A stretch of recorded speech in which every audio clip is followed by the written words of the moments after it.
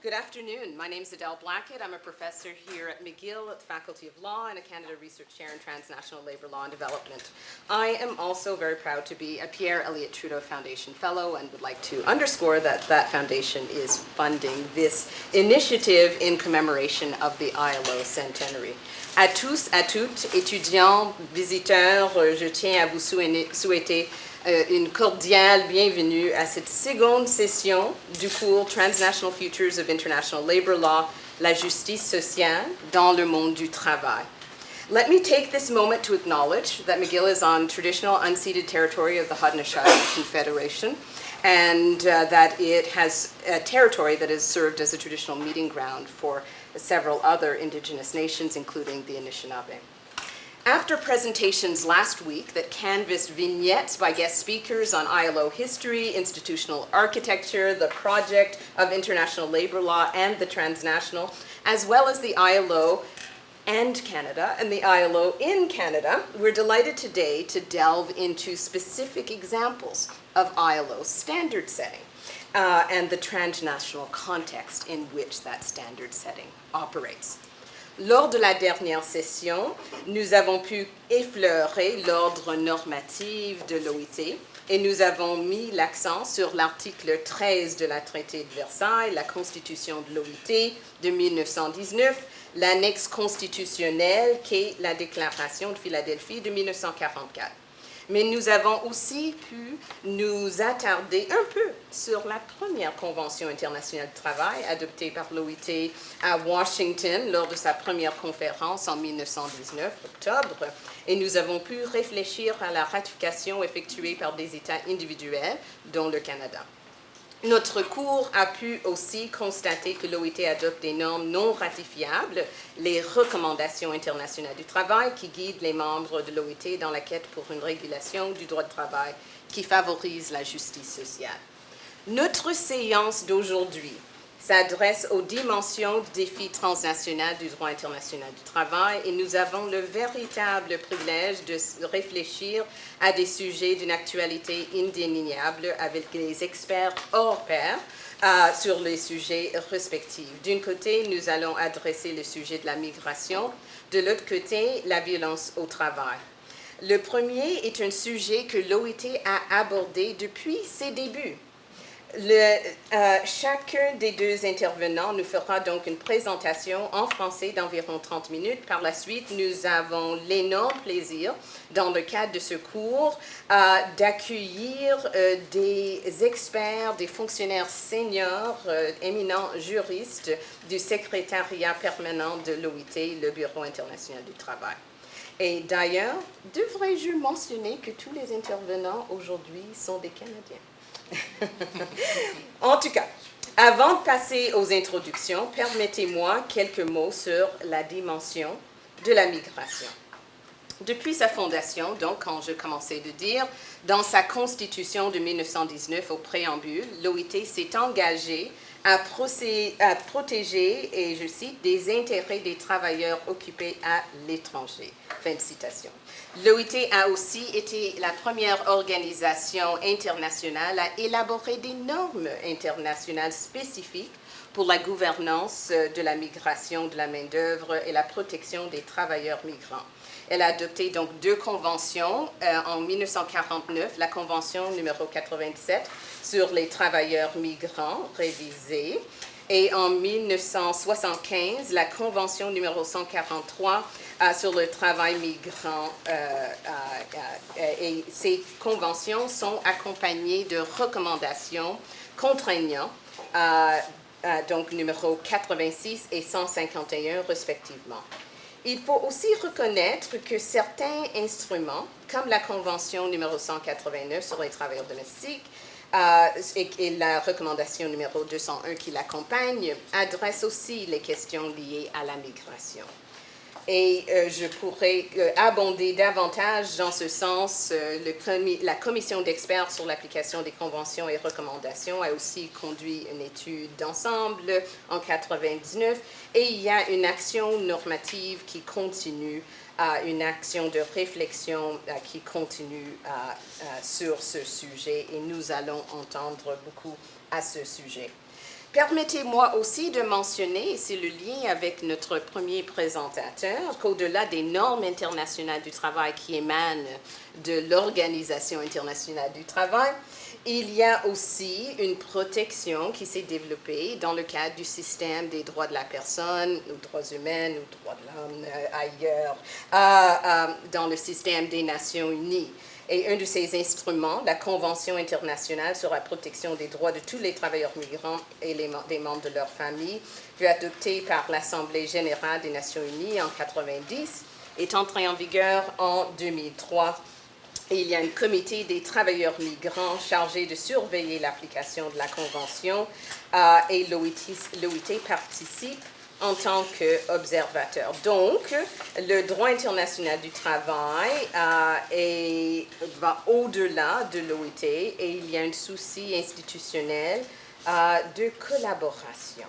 Il est donc très heureuse, je dirais, de pouvoir compter sur l'expertise de mon collègue, le professeur François Crépeau, qui est lui aussi lauréat de la Fondation Pierre-Elliott-Trudeau de 2008. Et c'est avec beaucoup de plaisir que je lui présente maintenant.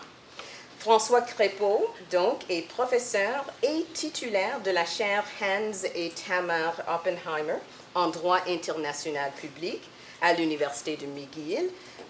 En août 2015, il est aussi devenu directeur du Centre sur les droits de la personne et du pluralisme juridique pour un mandat qui a été reconduit en 2018. Il est membre de la Société royale du Canada, l'Ordre du Canada. Il est avocat émérite du barreau du Québec. Et je tiens à souligner, vu l'heureuse collaboration, donc son participation en tant que rapporteur spécial des Nations unies pour les droits de l'homme des migrants depuis 2011 jusqu'en 2017. Et dans cette capacité, il a participé à de nombreuses visites dans différents pays autour du monde, Albanie, Tunisie, Turquie, Italie, Grèce, Qatar, Sri Lanka, Malta, à différentes institutions européennes à Bruxelles, Vienne, Népal, Angola, Australie.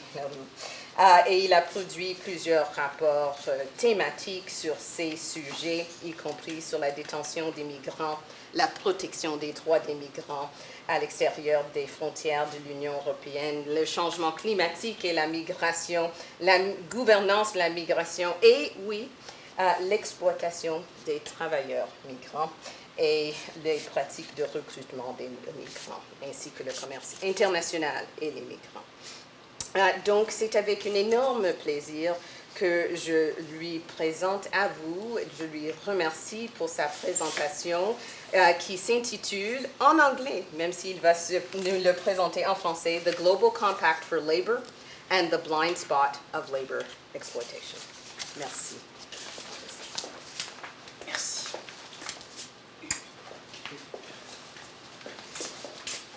Ce n'est pas exactement le titre que vous avez sur le PowerPoint, mais c'est pas grave.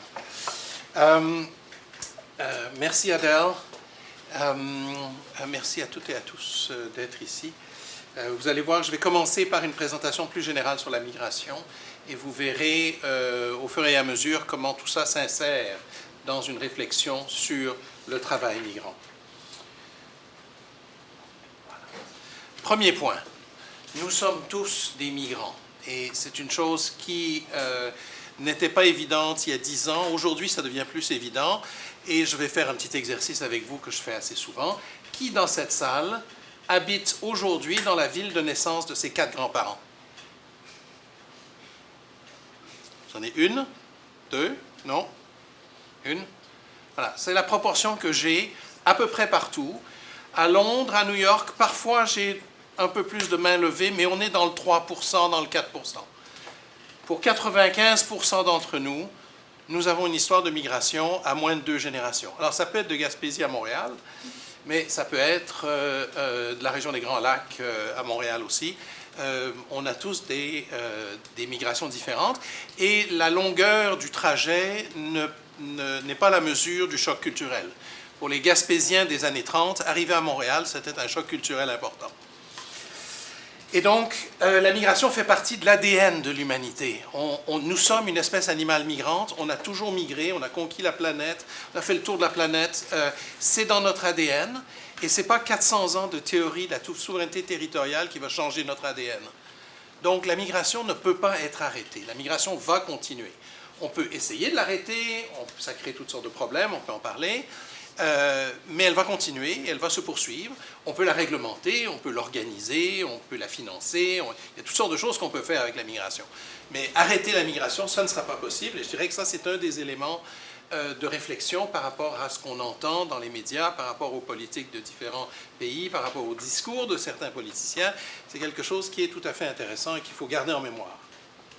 On est dans un âge de mobilité, de diversité, qui ne peut que grandir. Ça ne va pas diminuer, ça ne va que grandir.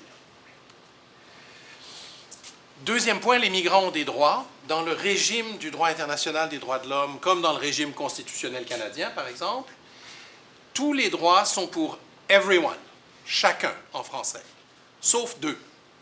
Le droit de vote et d'être élu et le droit d'entrer et de rester dans le pays. Ces deux droits-là sont réservés aux citoyens. Dans la Charte canadienne, il y a aussi le droit réservé aux citoyens d'une éducation dans la langue minoritaire. Mais ça, c'est une spécificité canadienne, ça ne correspond pas au droit international des droits de l'homme. En droit international des droits de l'homme, tous les droits sont pour tout le monde, y compris le droit à l'égalité et l'interdiction de la discrimination.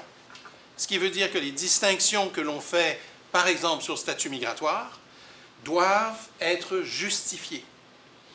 On a eu tendance collectivement depuis longtemps de justifier à peu près n'importe quelle distinction fondée sur le statut migratoire, mais il y a des juges qui commencent à se poser la question de savoir si, entre autres, par exemple, en application du droit du travail, c'est normal de distinguer entre un travailleur canadien et un travailleur étranger. Et on commence à avoir un certain nombre de décisions qui sont tout à fait intéressantes, qui remettent en cause les justifications traditionnelles pour ne pas reconnaître des droits à des migrants ou à des travailleurs migrants.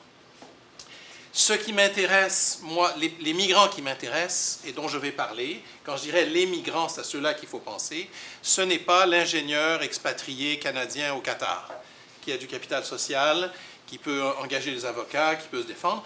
Il y en a qui se retrouvent dans des situations très difficiles quand même, mais en gros, si on a du capital social, on peut se défendre.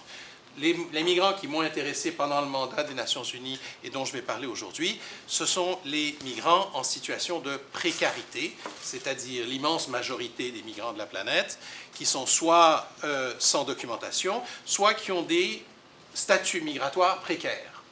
Par exemple, des statuts de travailleurs migrants temporaires, avec un seul employeur ou avec une période très limitée, et qui se retrouvent dans des situations où ils sont obligés d'accepter les conditions de travail qu'on veut leur faire si ils veulent rester travailleurs dans ce pays-là, sinon ils seront renvoyés chez eux.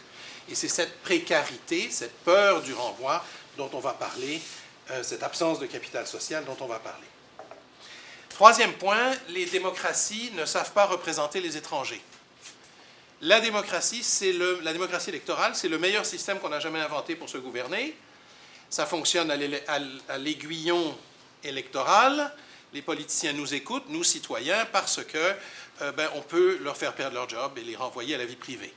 C'est l'essentiel de ce que fait le système électoral. Et ça a marché en grande partie, et le travail n'est pas fini, c'est sûr, pour les travailleurs industriels, pour les femmes, pour les autochtones dans ce pays, pour les gays et lesbiennes, pour les personnes handicapées. Elles se sont servies de leur droit de vote, elles ont élevé la voix, elles ont monté des campagnes et elles ont signalé aux politiciens qu'ils allaient avoir un problème à la prochaines élections si ils n'écoutaient pas cette voix qui se manifestait sur la scène électorale. Pour les migrants, ça n'arrivera pas de sitôt, puisque les migrants n'ont pas le droit de vote. Les migrants ne peuvent ni punir ni récompenser les politiciens, et donc, pour la plupart des politiciens, ils sont quantité négligeable.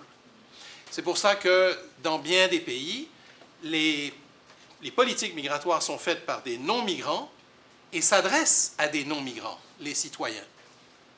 Ce sont des politiques qui sont faites par des gens qui ne connaissent rien à la migration, ou presque, et qui s'adressent à des gens qui ne connaissent pas grand-chose à la migration non plus. Et donc, ce sont des politiques qui sont fondées sur des fantasmes, sur des mythes, sur des stéréotypes. De la même manière qu'avant le droit de vote des femmes, les lois sur les femmes étaient faites par des hommes et à destination des hommes qui allaient les lire et étaient fondées sur des fantasmes, des mythes et des stéréotypes. Et on a ça pour de nombreux groupes marginalisés dans notre société. À partir du moment où ces gens prennent la parole, on a une dose de réalité qui rentre dans le débat public, on a des mythes qui s'effondrent, des stéréotypes qui reculent, et petit à petit, on arrive à avoir un débat beaucoup plus réaliste et des politiques qui sont plus intéressantes.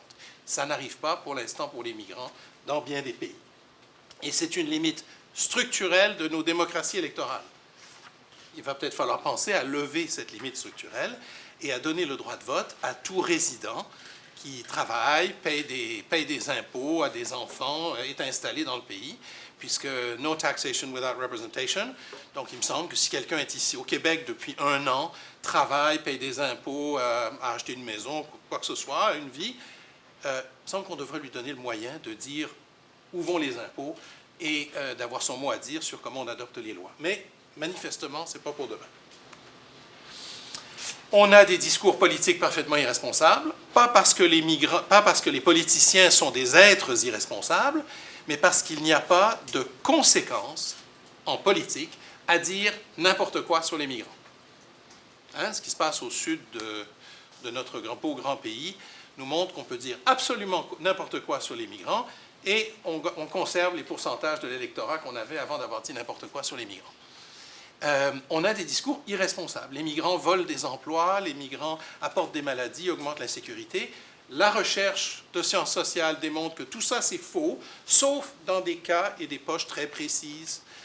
Mais c'est essentiellement faux. Or, c'est répété, répété, répété. Et ça marche en Hongrie, et ça marche en Pologne, et ça peut marcher dans bien des pays autour de la planète. Il faut en comprendre la dynamique migratoire. Il y a des... Et là, j'utilise les mots en anglais, il y a des push factors et des pull factors, des facteurs d'attraction et des facteurs de répulsion. Les push factors, on les connaît, c'est en gros, pour simplifier, la pauvreté et la violence, c'est-à-dire qu'on n'arrive pas à se créer une vie chez soi, on n'arrive pas à élever des enfants, on n'arrive pas à se marier parce qu'on n'a pas d'argent, on n'arrive pas à créer une vie pour soi et pour ses descendants, et donc on va chercher ailleurs cette vie, on va essayer de trouver un endroit où on va pouvoir gagner des sous, élever des enfants, s'installer, fonder une famille, etc. Donc, on peut appeler ça la migration de survie. Il y a évidemment la migration des expats canadiens à l'étranger, etc. aussi. Mais pour ceux qui sont en situation précaire, c'est souvent ce qu'on appelle une migration de survie. Ça comprend les réfugiés qui cherchent une protection contre la violence, la violation de leurs droits. Mais il y a aussi des facteurs d'attraction. Et ça, on n'en parle jamais. Les migrants, y compris les réfugiés, peut-être pas immédiatement, mais à relativement court terme, cherchent à aller dans des endroits où ils peuvent fonder une vie pour eux-mêmes et pour leur famille.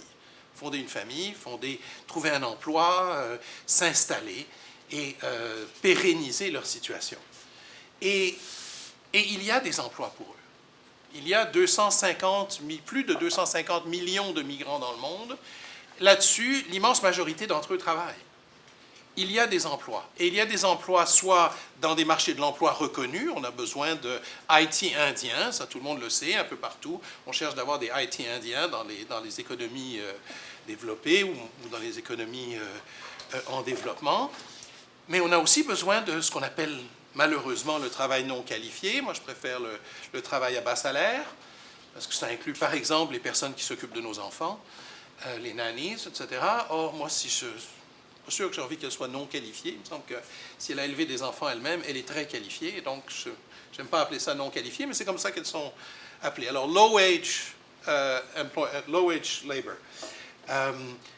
Et on a bien souvent, dans nos politiques migratoires, on refuse de faire venir des gens qui sont peu qualifiés.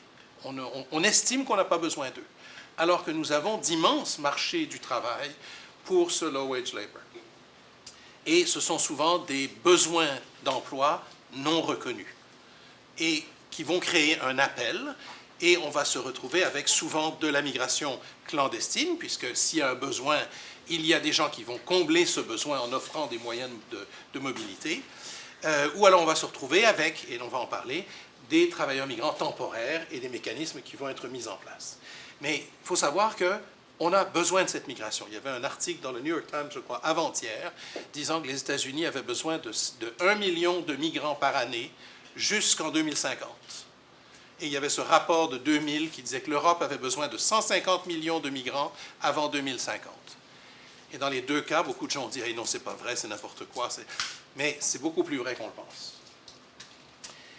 Or, particulièrement pour les emplois peu rémunérés, la situation du migrant est caractérisée par une précarité construite. Nous avons besoin que ces gens-là fassent le travail à des coûts du travail minimaux. Et donc, on va construire une précarité qui va les forcer à accepter ce qu'on leur demande de faire pour une rémunération et à des conditions de travail que nous jugerions impossibles pour nous-mêmes. Alors, ce qu'on appelle le cheap labor. Dans le cas des besoins de main-d'œuvre non reconnue, eh bien, on va avoir toute la main-d'œuvre clandestine. On le sait, il y a 9,5 millions de migrants clandestins aux États-Unis. Ils travaillent tous, ils payent des impôts, ils cotisent à la sécurité sociale, pas tous. Mais beaucoup d'entre eux payent des impôts, beaucoup d'entre eux cotisent à la sécurité sociale. Ils sont là depuis 5 ans, 10 ans, 20 ans, ils ont des enfants, des petits-enfants. Ils sont installés et pourtant ils sont toujours clandestins. Et pourtant ils sont toujours à la merci d'être arrêtés dans la rue et d'être renvoyés. Et c'est cette précarité, nous le savons qu'ils sont là. Nous savons qu'on a des besoins. Et pourtant, on laisse ce système fonctionner. Pourquoi? Parce que ça baisse les coûts de la main-d'œuvre. Et ça se passe dans des domaines, dans des secteurs économiques que nous connaissons, qui sont l'agriculture, les soins, la construction, la pêche, tout ce qui est hospitalité, restauration, hôtellerie, et minier, toutes les mines. On sait que dans ces domaines-là, on a besoin de coûts du travail réduits pour que ça reste compétitif. Hein? Nos fraises du Québec doivent être ramassées par des gens qui ne sont pas payés ce que demanderait un citoyen canadien. Si on demandait aux étudiants canadiens d'aller ramasser des fraises en juillet au lac Saint-Jean, hein? À 4 pattes, au soleil, avec les mouches, combien de dollars de l'heure demanderiez-vous? Moi, j'ai eu des réponses de mes étudiants, 20-25 dollars de l'heure. À 20-25 dollars de l'heure, le casseau de fraises gros comme ça au marché Jean Talon est à 20 dollars ou à 18 dollars. Et vous et moi, on ne l'achète pas. Or, les fermiers ont besoin de ça. Les fermiers ont besoin d'un travail, d'une main-d'œuvre pas chère pour être capable de nous offrir des casseaux à 3 dollars ou à 4 dollars. Or, ça, c'est des choses que nous savons. Ça n'a pas été créé comme ça volontairement. C'est venu d'un phénomène de globalisation. On a délocaliser tout ce qui était délocalisable, la manufacture, etc. Mais dans les domaines dont on parle ici, ce n'est pas délocalisable. Rien de ça n'est délocalisable. Et donc, on a délocalisé, en fait, les conditions de travail du Sud vers le Nord. Nous le savons, et comme ce sont des gens qui sont beaucoup, pas tous, mais beaucoup dans la clandestinité, on peut leur demander ce qu'on veut, on n'est même pas obligé de les payer à la fin de la semaine. Moi, j'ai rencontré des travailleurs migrants ramassant des tomates dans le sud de l'Italie pour 2 € de l'heure, 10 heures par jour. Et ça, c'est quand Mario vient le soir pour les payer, parce que souvent, Mario oublie de venir les payer. Donc, et il n'y a aucun recours. Ils sont clandestins, ils ont peur d'être renvoyés, et donc il n'est pas question de protester, de contester, de se syndiquer, de ne pas venir au travail. Je veux dire, il n'y a rien à faire. Ces gens-là, et bien souvent d'ailleurs, dans ceux que j'ai rencontrés en Italie du Sud, ils n'étaient choisis au rond-point par la camionnette que 2 ou 3 fois par semaine. Comme ça, ils ne gagnaient que 40 à 60 € par semaine pour être sûr qu'ils soient bien coincés là où on est et qu'on puisse continuer à se servir d'eux. Donc nous avons une situation dans laquelle nous construisons, grâce aux politiques migratoires et à l'absence et à certaines politiques du travail, par exemple l'absence d'inspection du travail dans beaucoup de ces domaines-là, on construit une relation d'emploi qui est dangereuse. Une relation d'emploi qui donne le pouvoir à l'employeur d'exploiter sans contrôle le travail du travailleur migrant. Et on dit souvent, ah oui, les migrants font le travail que les citoyens ne veulent pas faire. Les migrants font le travail que les citoyens ne veulent pas faire aux conditions de travail que les employeurs proposent. Si on vous proposait 40 $ de l'heure pour aller ramasser des fraises l'été, ça vous paierait une partie de votre session l'année prochaine. Et plusieurs d'entre vous préféreraient faire ça que de servir aux tables pour 25 $ de l'heure ou 20 $ de l'heure. Alors donc, on a cette cette utilisation du travail clandestin, des travailleurs migrants en situation irrégulière, non documentée. Et il y a tout un débat justement sur quoi faire. Et on parle bien entendu de renforcer les inspections du travail, mais il n'y a aucun pays qui le fait véritablement. Bien souvent, les inspecteurs du travail vont participer à la chasse aux travailleurs migrants plutôt qu'à la chasse aux employeurs exploiteurs. On va avoir quelques meatpacking plants aux États-Unis dans lesquels il va y avoir un raid de ICE, et puis ils vont arrêter 250 travailleurs migrants clandestins, et le meatpacking plant rouvre le lendemain avec une autre équipe, et puis on continue les opérations. Il n'y a rien qu'à changer, sauf que 250 migrants sont en détention et sont à la veille d'être envoyés, ce qui renforce la précarité de tous les autres et permet de continuer l'exploitation. Donc, la pratique du droit du travail, la pratique des inspections du travail renforce le pouvoir des employeurs et renforce l'exploitation des migrants. Il y a c'est quelque chose qu'on sait depuis très longtemps, toute la question des politiques de zéro tolérance contre les politiques de harm reduction, tolérance zéro contre réduction des dommages. Ça s'est passé durant la Prohibition, ça s'est passé sur la war on drugs. Plus on interdit, par exemple, l'alcool, les drogues ou la mobilité, et plus se créent des marchés clandestins, que ce soit des marchés de l'emploi, des marchés de smuggling, migrant smuggling, ou des marchés de l'alcool, ou des marchés de la drogue, etc. Si on légalise la drogue aujourd'hui au Canada, c'est entre autres pour récupérer un marché légal et récupérer les taxes que les gens pourraient payer là-dessus. Or, nous faisons pour la migration, on renforce les barrières, on construit des murs, n'est-ce pas? On veut construire des murs. Pourquoi? Parce que ça crée ce marché de l'emploi souterrain et ça permet de conserver la compétitivité de certains secteurs. Pour sortir de ça, qu'est-ce qu'il faudrait faire? Il faudrait engager tout un débat social pour savoir comment faire pour que l'agriculture québécoise ou que la construction au Québec puisse devenir compétitive sans exploitation. Or, ce débat social n'existe pas. Il n'existe pas pourquoi? Parce que si on prend l'agriculture, les fermiers sont contents de ce qui se passe actuellement. Le maire du village est content parce qu'il y a des tas de fermes qui fonctionnent. Le ministre du Revenu est content parce qu'il y a des impôts qui rentrent. Le ministre des Affaires extérieures, du Commerce extérieur est content parce qu'on exporte des tomates ou quoi que ce soit. Il y a la paix sociale et les migrants ne se plaignent pas. So where's the problem? Tant que tout le monde est content, personne ne se plaint, il n'y a rien qui va bouger. Et donc, à un moment donné, il va falloir qu'on trouve des voies, qu'on trouve le moyen de signaler ce problème-là. Les politiques de migration temporaire, avec statut précaire, sont un autre moyen de construire la précarité. On fait venir des gens qui ont un employeur unique, donc c'est les systèmes de sponsorship, de kefala par exemple, dans les pays du Golfe, ou ailleurs en Asie ou en Afrique. L'idée, c'est qu'il y a un employeur unique et que la relation d'emploi dépend de votre permis de résidence et votre permis de travail. Donc, vous ne pouvez pas vous faire renvoyer. Si vous vous faites renvoyer, vous êtes renvoyé dans votre pays. Or, les migrants ont beaucoup trop investi en temps, en énergie, en argent, et leur famille compte sur eux pour envoyer de l'argent à la maison, pour éduquer les enfants. Il n'est pas question pour eux, pour la grande majorité d'entre eux, il n'est pas question de rentrer à la maison les mains vides. Surtout qu'il y a des dettes à rembourser très souvent. Et donc, on ne va pas se faire renvoyer. La travailleuse domestique qui arrive sur un compound dans un pays du Golfe, par exemple, et à qui on avait promis de travailler pour une famille de 2 parents et 2 enfants, et qui arrive sur le compound et se rend compte qu'il y a 3 familles avec 6 parents et 8 enfants et qu'elle doit s'occuper de tout le monde. On lui a menti, mais elle ne peut rien faire. Elle peut renoncer à son emploi, mais à ce moment-là, elle doit rembourser tous les frais de transport, plus les dettes qu'elle a entreprises à domicile, avec souvent des loan sharks qui vont venir casser des jambes si jamais ils ne remboursent pas. Donc, on a encore ce moyen-là de la création de la précarité, une création qui maintenant est volontaire parce qu'on le sait. On ne le savait peut-être pas il y a 30 ans, mais on le sait aujourd'hui. Cette création est vraiment volontaire. On la maintient en place pour exploiter les travailleurs migrants. Il faudra entendre la voix des migrants et même s'ils n'ont pas le droit de vote, il y a d'autres voix qui sont... On peut entendre leur voix par d'autres moyens. Les syndicats, pendant longtemps, ont vu les travailleurs migrants comme des concurrents de leurs membres.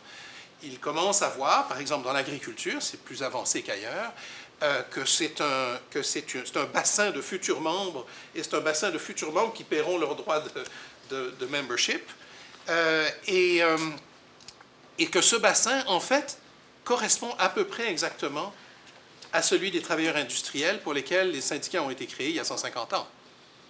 C'est la même catégorie sociale, c'est la même marginalité, c'est le même lumpenprolétariat qu'on a recréé 150 ans plus tard. Et donc, il va falloir, et là, un des mots que j'utilise beaucoup, c'est le empowerment des migrants.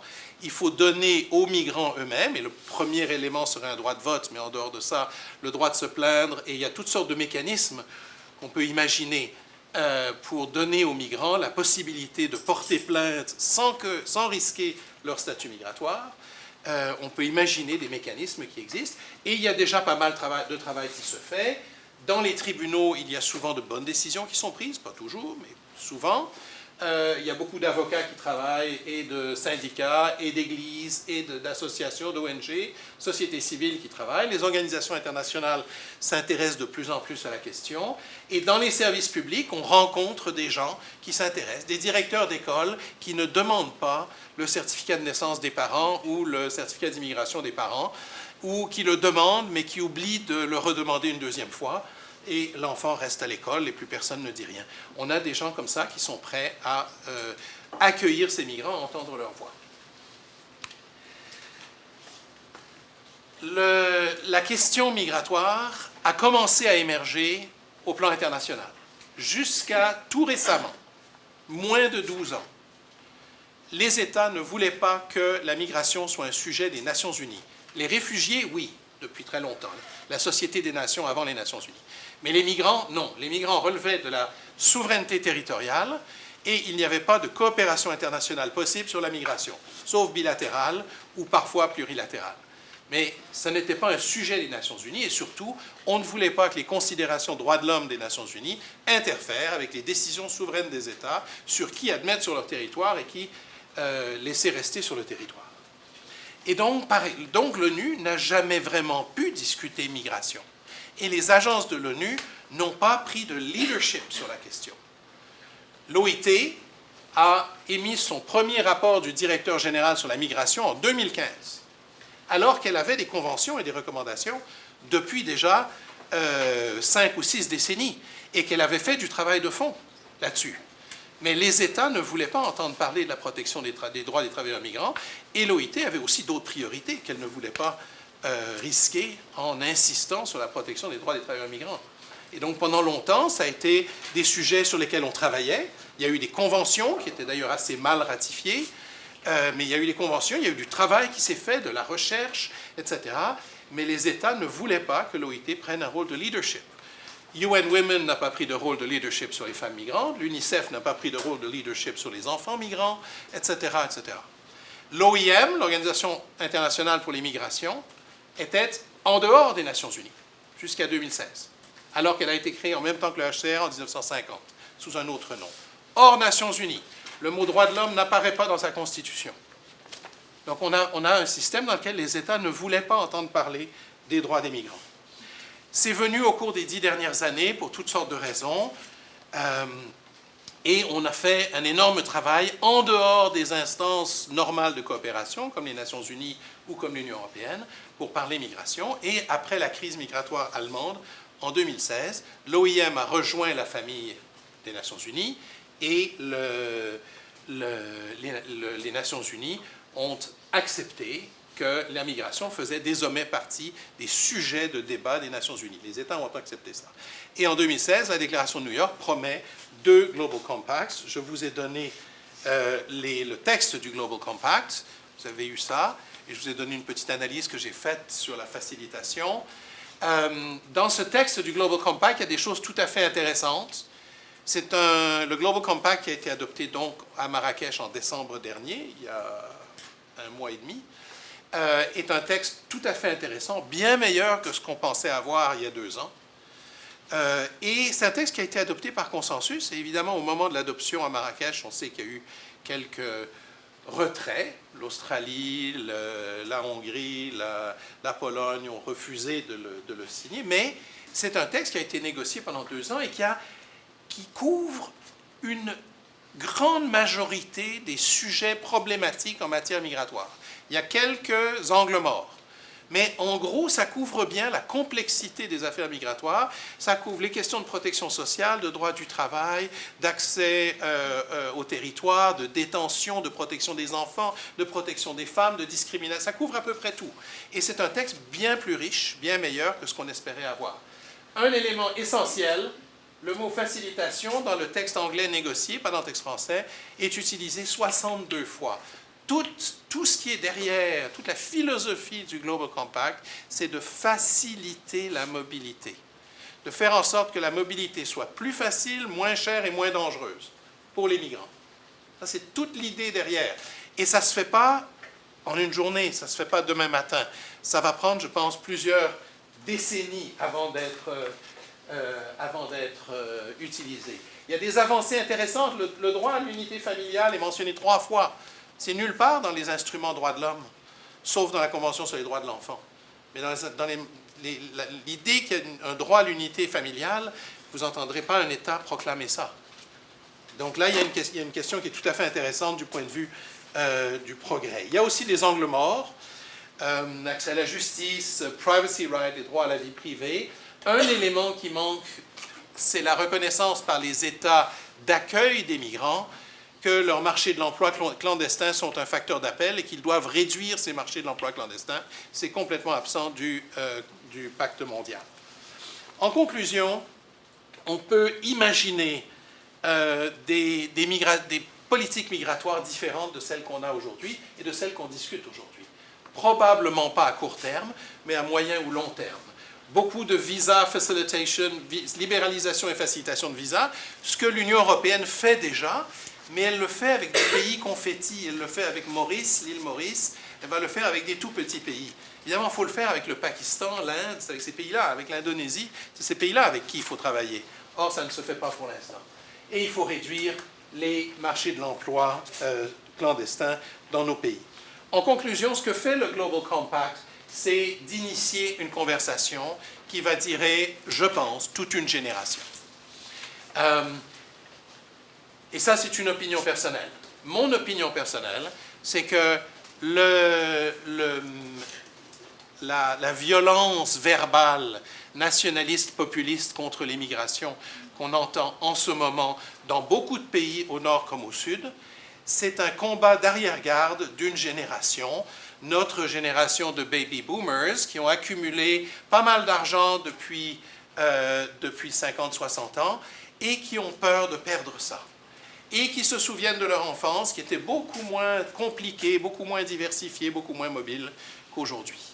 Et donc, nous avons peur, nous les baby boomers. Et quand on regarde qui vote pour Brexit, on voit que 75% des jeunes Anglais ont voté contre Brexit, et que 75% des gens de notre génération ont voté pour Brexit. Et là, on a, pour moi, quelque chose de très fort. C'est une bataille d'arrière-garde. Nos sociétés sont de plus en plus mobiles, sont de plus en plus diverses, et ça ne va pas s'arrêter. Et donc, c'est un chant du cygne d'une génération, mais ça dure longtemps, les chants du cygne. Malheureusement, ça peut durer encore 20 ans, avant que les jeunes, il y a bien d'autres signes avant-coureurs, chez les artistes, dans la communauté des affaires, dans les médias, chez les syndicats, il y a plein de signes avant-coureurs d'un changement d'opinion sur la migration, sur la mobilité, sur la diversité. Mais moi, ce qui me fascine, c'est la manière dont les plus jeunes, pas tous, mais une beaucoup plus grande proportion des jeunes sont ouverts à la mobilité et à la diversité. Pourquoi? Parce que dans leur classe, il y a de la mobilité, de la diversité à l'école, à l'université, dans les emplois, et que ça ne leur fait pas peur comme ça fait peur à ma génération. Et l'autre chose qui m'encourage beaucoup, c'est les migrants eux-mêmes. L'histoire des migrants est une histoire d'héroïsme au quotidien. Beaucoup d'entre eux font des sacrifices énormes pour leurs enfants, et dans les familles, c'est des choses dont on se souvient. Le folklore familial porte ces histoires, comme le folklore familial porte les histoires de l'Holocauste, de l'esclavage, des guerres. Eh bien, les histoires de migrants sont portées. Les gens qui ont passé des frontières en risquant leur peau, des gens qui ont été... Ça, c'est très important.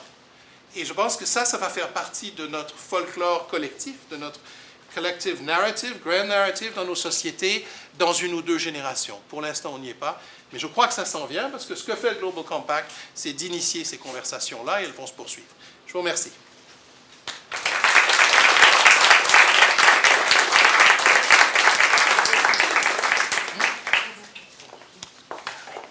Merci beaucoup.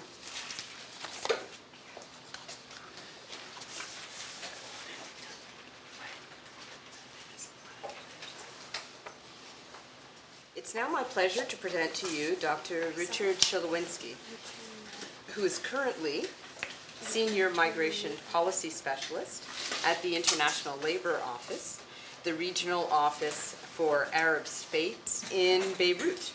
And he's been there since August 2017, and he's there now. So we are very grateful to him for joining us by video conference, since he's at least 7 hours ahead. Before joining the Beirut office, Dr. Winsky was a migration policy specialist in the ILO's labor migration branch in Geneva since 2010, and prior to joining the ILO, he was a senior migration policy and research specialist in the International Organization for Migration in Geneva, and a reader in law at the University of Leicester in the United Kingdom.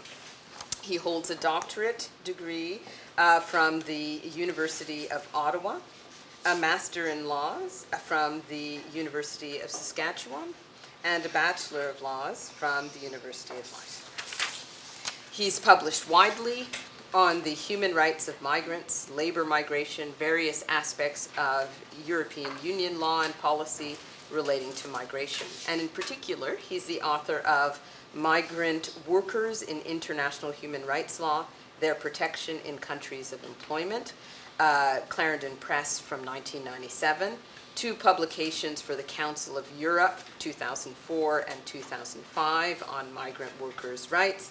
And more recently, he's been the lead author of Addressing Governance Challenges in a Changing Labor Migration Landscape, the report for the General Discussion on Labor Migration at the 106th session of the International Labor Conference in June 2017.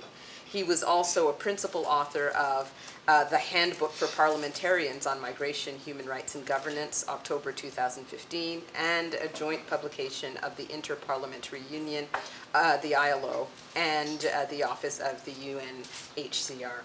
Office of the UN High Commissioner for Human Rights. And so, dear colleagues, I'd like to thank Dr. Winsky for joining us, and we look forward to your comments on Professor Crépeau's talk. Yes, thank you, Adèle, and bonjour à tous, bonsoir de Beyrouth. Je ferai des remarques sur la présentation de Professeur Crépeau en anglais, parce qu'il est plus facile pour moi de parler en anglais. En fait, je suis anglais, polonais d'origine, pas canadien. It's difficult for me to comment on François' presentation, and also I saw an earlier paper which he shared with me, because I actually agree with a lot of what he says, and especially François and your depiction of the harsh realities of migration today, particularly low-skilled and low-wage migration in many parts of the world. And indeed, these realities are very visible here in the Arab States region where I'm currently based. So in these remarks, I also try to refer to some of the practices and experiences in this region. But first, I would just like to say a few introductory words about the ILO and migration, which have already been touched upon by Professor Adèle Blackett in her open remarks, as well as Professor François Crépeau. Protection of the interests of workers when employed in countries other than their own was recognized as one of the important areas contributing to the realization of social justice since the ILO's inception in 1919, so 100 years ago. And as Professor Blackett noted in her opening remarks, we are celebrating this year our centenary. And so in the interwar period between the two world wars, international migration was very much the concern of the ILO, as many Europeans sought to escape depressed economic and social conditions by migrating to both North and South America. And I think that's very relevant, of course, in the context of the toxic debate about migration in Europe today, that people often forget that many Europeans were, well, they are migrants, but they also migrated en masse across the Atlantic, not that long ago. And as a standard-setting organization, the ILO has always underscored the application of all of its labor standards to all persons in their working environment, including non-nationals or migrants. And as Professor Blackett noted in her opening remarks, the ILO has also adopted specific instruments on the protection of migrant workers and labor migration, Conventions 97 and Convention 143, as well as specific technical prevention of particular relevance. And here, there's the Convention on Private Employment Agencies, as well as C-189 on migrant domestic workers, or domestic workers, many of whom, of course, migrants.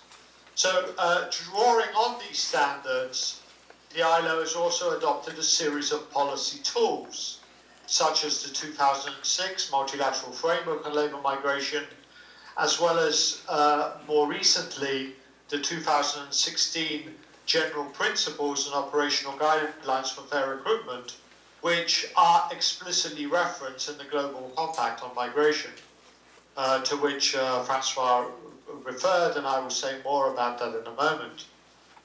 And given also that ILO's most recent global estimates on migrant workers, which were published towards the end of last year, note that there are 164 million migrant workers in the world today, 96 million men and 68 million women. This means that the large majority of international migrants, as Professor Crepeau noted, are engaged in the world of work. So, perhaps not surprisingly, it was our concern that labour migration and decent work found its rightful place in the Global Compact, as well as the principal world of actors, in other words, the employers and workers and their representatives.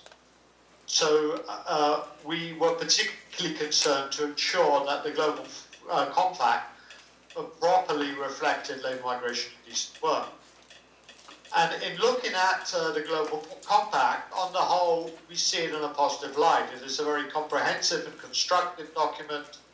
It does cover a wide range of ILO issues, from most of the aspects of decent work, such as non-discrimination, the promotion of social dialogue and trade union rights, as well as social protection.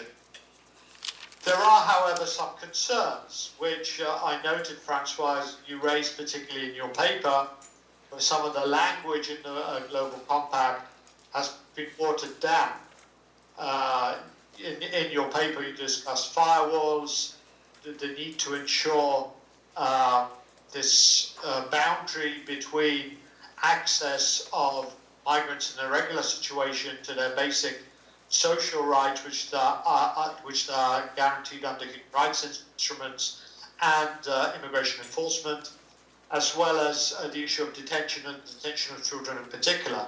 And for the ILO, one of our concerns in the Compact relates to Objective 6, which is the principal objective covering decent work and fair recruitment, where it appears in one of the paragraphs that labour rights, including ILO fundamental rights, are restricted to migrant workers who are engaged in remunerated and contractual labour.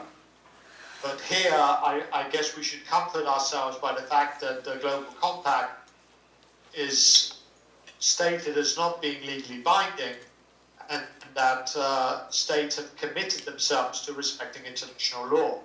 And certainly when it comes to labour standards, their scope is much broader than this particular paragraph. So overall, we see the Compact as a very positive document with a lot of potential. it has been criticized, or certain aspects of it have been criticized by civil society.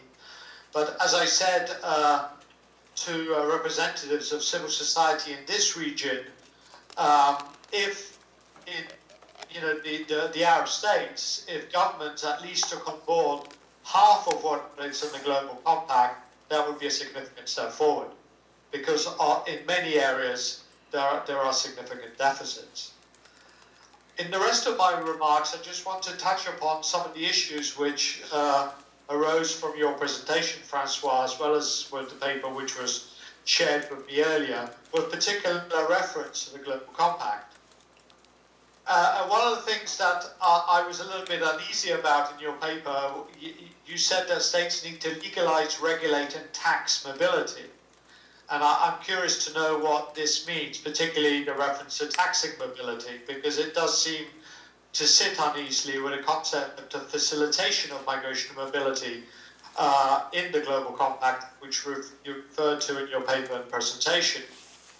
We know that many migrant workers contribute to destination countries, their economies and social system in a myriad of ways.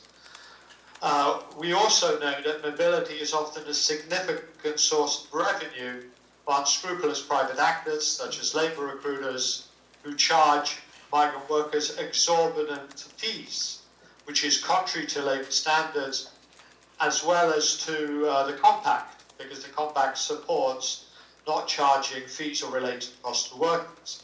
And we know also that the governments charge fees for immigration papers, work permits, etc., that are disproportionate to the real administrative costs. And an example from our region is this flexi work permit in Bahrain that is touted as abolishing the kafala system, the sponsorless work permit. However, the cost of this is prohibitive, especially for low-skilled workers, and it is seen in a way as a sort of revenue-generating exercise for the government. So whereas it has positive features in one respect, there are these concerns in another. So, that's a question to you that perhaps we can discuss. How compatible is this with the, how compatible is taxing mobility with the Global Act's facilitating migration. And on this topic, I think an important area to underline when we talk about facilitation of migration and mobility is the economic benefits which are attached to labour mobility, both mobility across borders and within countries. Although here, the evidence base for this still needs to be built up. So, for example, in our region, we are working to demonstrate the benefits of internal labour market mobility to policymakers in our efforts to persuade them to abolish or at least significantly reform the kafala sponsorship system, which, as you're aware, places workers at the mercy of their employers and in extremely vulnerable situations, including situations of slavery.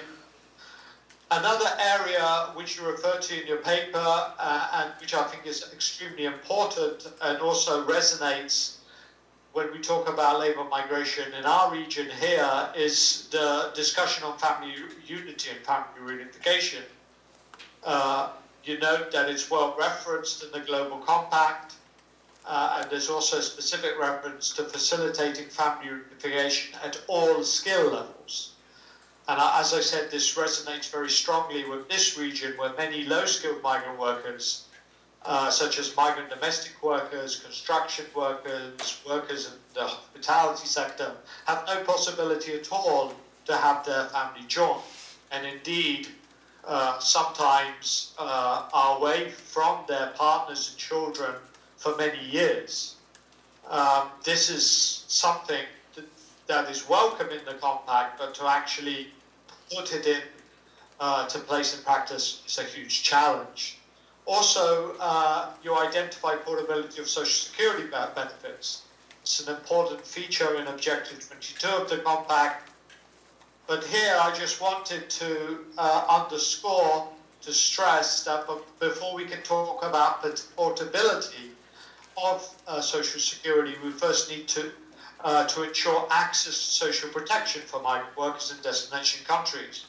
And there are significant deficits in this regard in the Arab States region.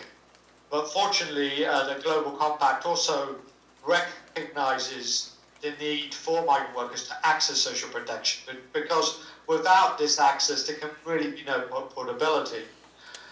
Another area, and I saw this in your presentation, you said that gender is barely mentioned.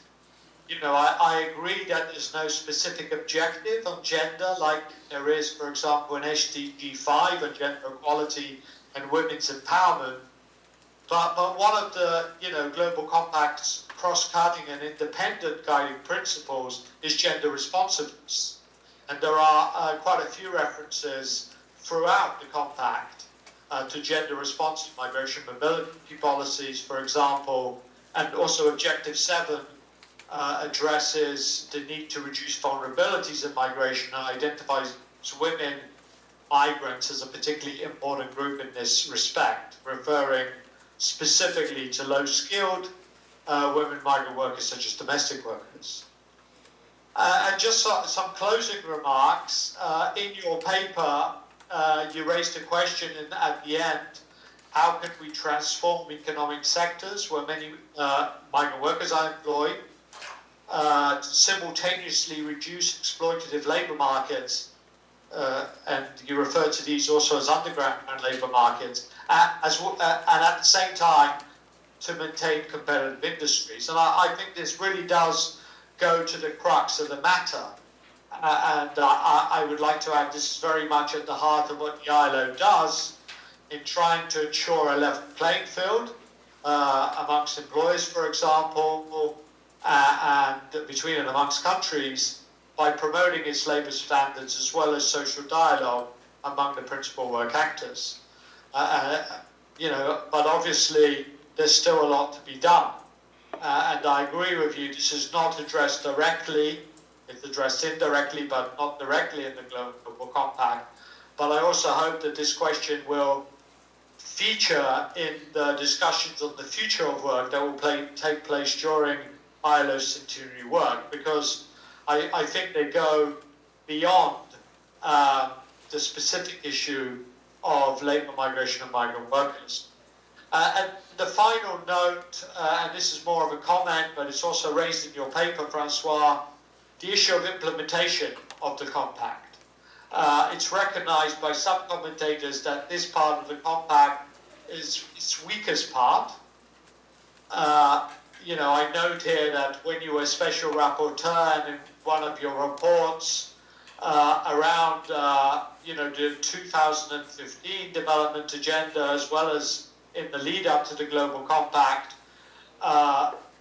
you propose some goals and targets on migration and mobility, and here you specifically identified there needed to be timelines as far as realization of the goals and targets were concerned, as in the 2030 Agenda for Sustainable Development and the SDGs.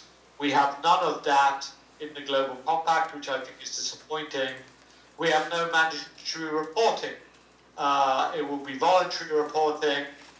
We do have a follow-up mechanism, the International Migration Review Forum, which replaces the UN High-Level Dialogue on Migration and Development every 4 years, and there will be regional reviews every 2 years, and various other forums where implementation of the Compact can be discussed, like the Global Forum on Migration and Development, IOM's International Dialogue on Migration. But it's very much a mixed bag when it comes to implementation, and obviously there's a lot expected of the UN system, and particularly this newly established migration network, which will be coordinated by IOM, which will comprise over 20 agencies and a number of core agencies, and ILO will be one of the core agencies. And the purpose of the network is to support member state implementation of the Compact, as well as the follow-up and review. But this is an area where we'll have to simply wait and see. At the moment, there seems to be a little bit of a cooling off period after Marrakesh. and the fact that some UN member states are not participating in the process. But when momentum picks up, then this part of the compact will be something that will need to be watched carefully, in my view. So I'll stop my remarks there, and thanks again for the invitation to comment, and it's a pleasure to do so. Thank you.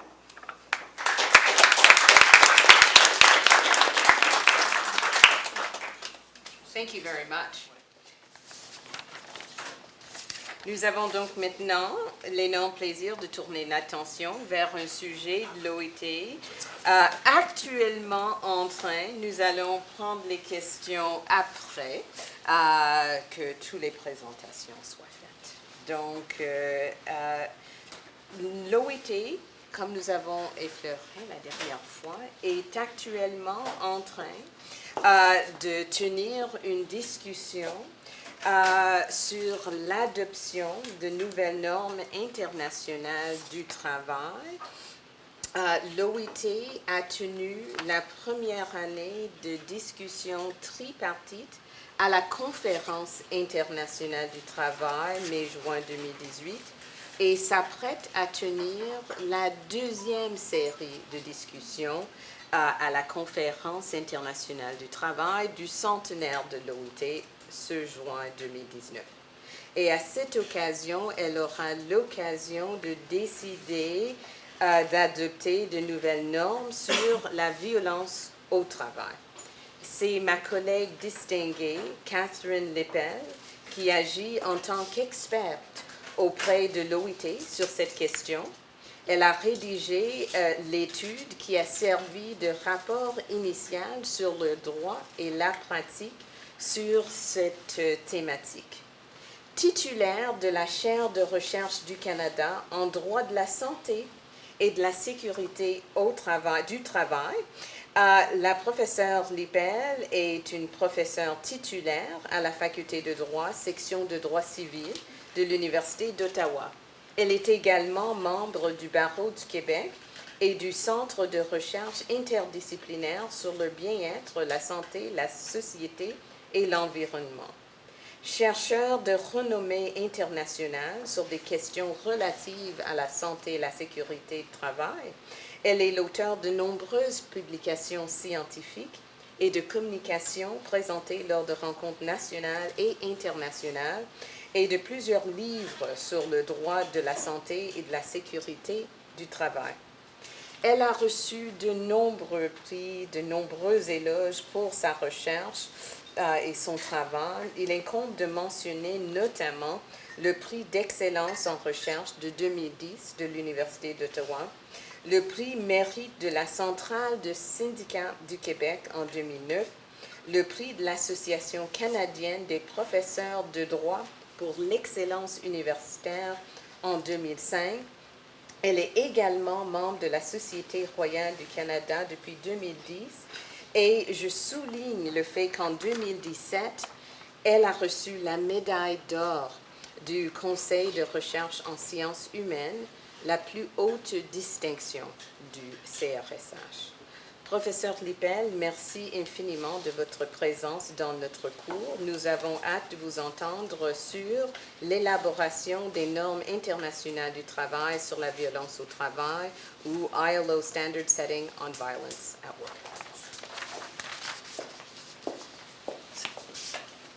Merci beaucoup. Et I'll just say a few words in English to thank Professor Blackett for having me here and to thank Israa AlMualim in Geneva for introducing me to international law. If you were listening to that long list of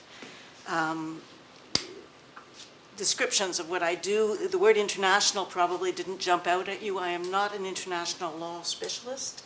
And so I'm really honored to be here with my colleague François Crépeau, and I'll be presenting in French, but you have my slides in English, and I hope that things will be clear for you. So what I'm going to do in terms of this particular presentation, ce que je vais faire au niveau de cette présentation, et je vais mettre mes lunettes, ça va aller mieux, c'est de travailler en 4 parties. On a à peu près une demi-heure pour la présentation comme telle, et je sais que Israa AlMualim va par la suite faire des commentaires aussi. Dans un premier temps, je vais vous parler des racines du dialogue au niveau de l'OIT et la violence au travail. Mon intérêt et ma spécialité en tant que spécialiste en santé au travail et non pas du tout en droit international. Ensuite, on va regarder les enjeux au niveau du genre pour ensuite regarder très brièvement le contexte canadien.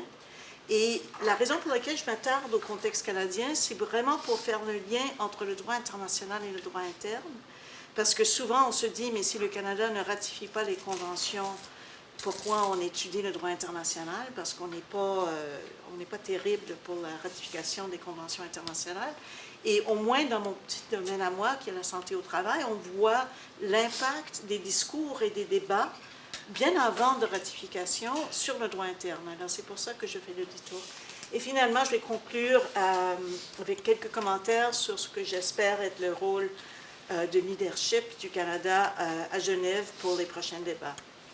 Alors, au niveau des racines, et je ne vais pas lire ni les diapos en anglais, ni l'équivalent en français, mais ce que vous voyez ici en anglais, c'est qu'il y a deux racines formelles au débat entourant les débats à l'OIT.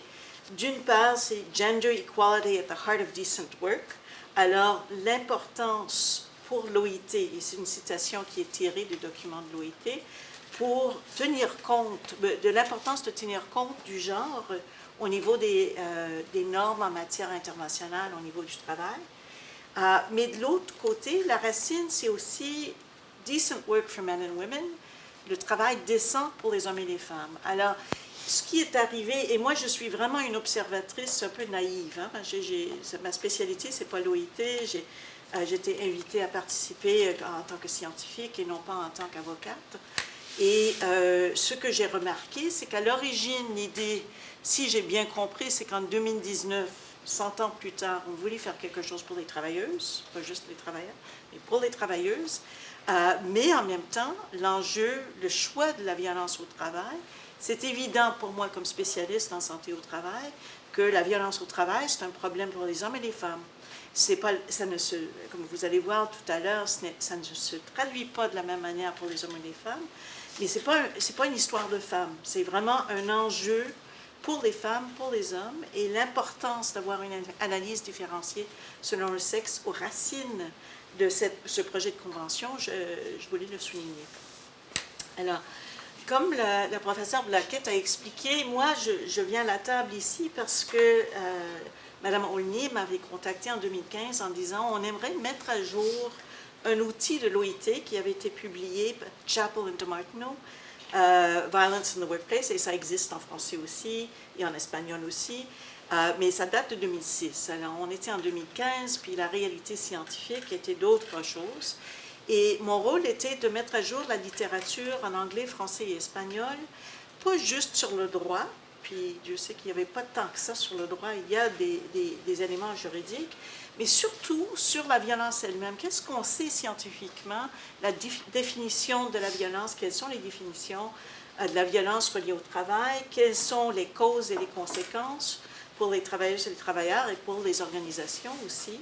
Quelles sont les stratégies de prévention qui sont connues dans la littérature scientifique. Et dans la deuxième partie du rapport, quels sont les enjeux au niveau de la réglementation, que ce soit au niveau des lois formelles, que ce soit au niveau constitutionnel, au niveau des lois statutaires, ou au niveau de ce qu'on appelle le soft law, ou les normes informelles adoptées ou partagées par les organisations. Et on s'intéressait à l'ensemble des questions là-dessus. J'avais une assistante de recherche qui est dans la salle, qui est Fatima Tahini, qui est étudiante au doctorat ici, à l'Université d'Ottawa, et qui m'a aidé énormément pour sortir les 600 documents qu'on a regardés dans un premier temps, pour sortir à vraiment focusser sur 200. Et on a fait le rapport en anglais. Vous avez l'URL qui est ici sur le diapo.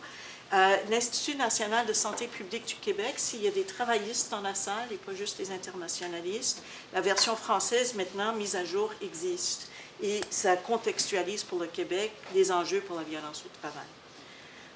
Alors, quelles sont les définitions? Alors, ce que vous voyez dans ce diapo ici, c'est que ce qui est en rouge, c'est ce qu'on voit stéréotypiquement, si vous voulez, comme étant la violence faite aux femmes au travail. Alors, le harcèlement sexuel, le harcèlement basé sur le genre et la violence conjugale. Lorsqu'on pense violence, femmes, travail, ce sont les mots-clés qui ressortent. Mais lorsqu'on regarde dans l'ensemble de la littérature, on voit plusieurs choses.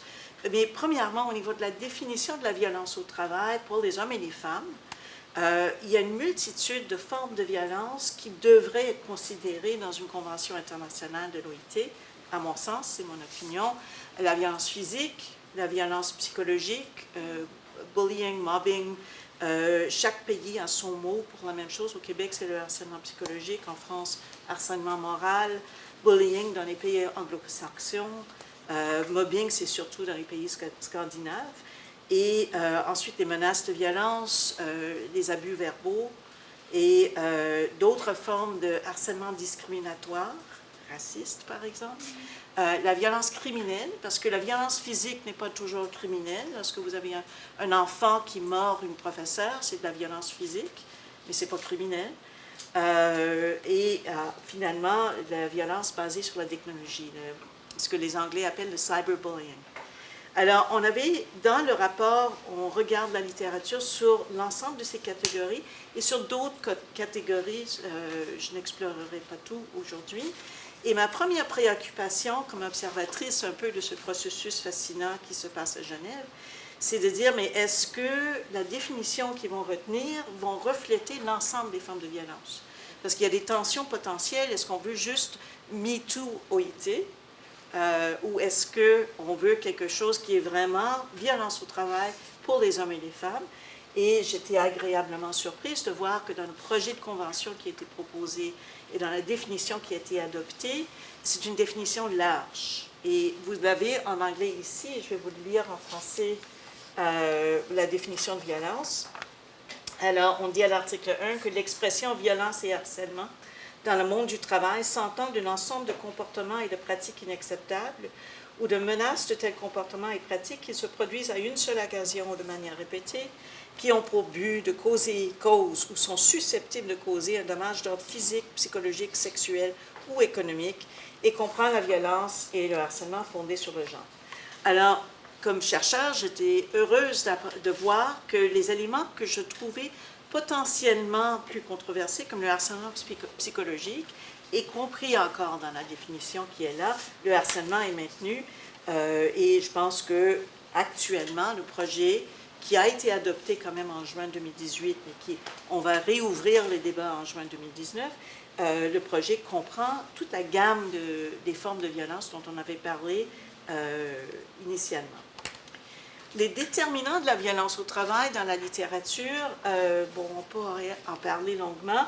Pour les fins du rapport, j'ai regardé uniquement les formes de violence que vous avez à gauche de l'écran, donc violence physique, les menaces, le harcèlement psychologique, le harcèlement discriminatoire et le harcèlement sexuel.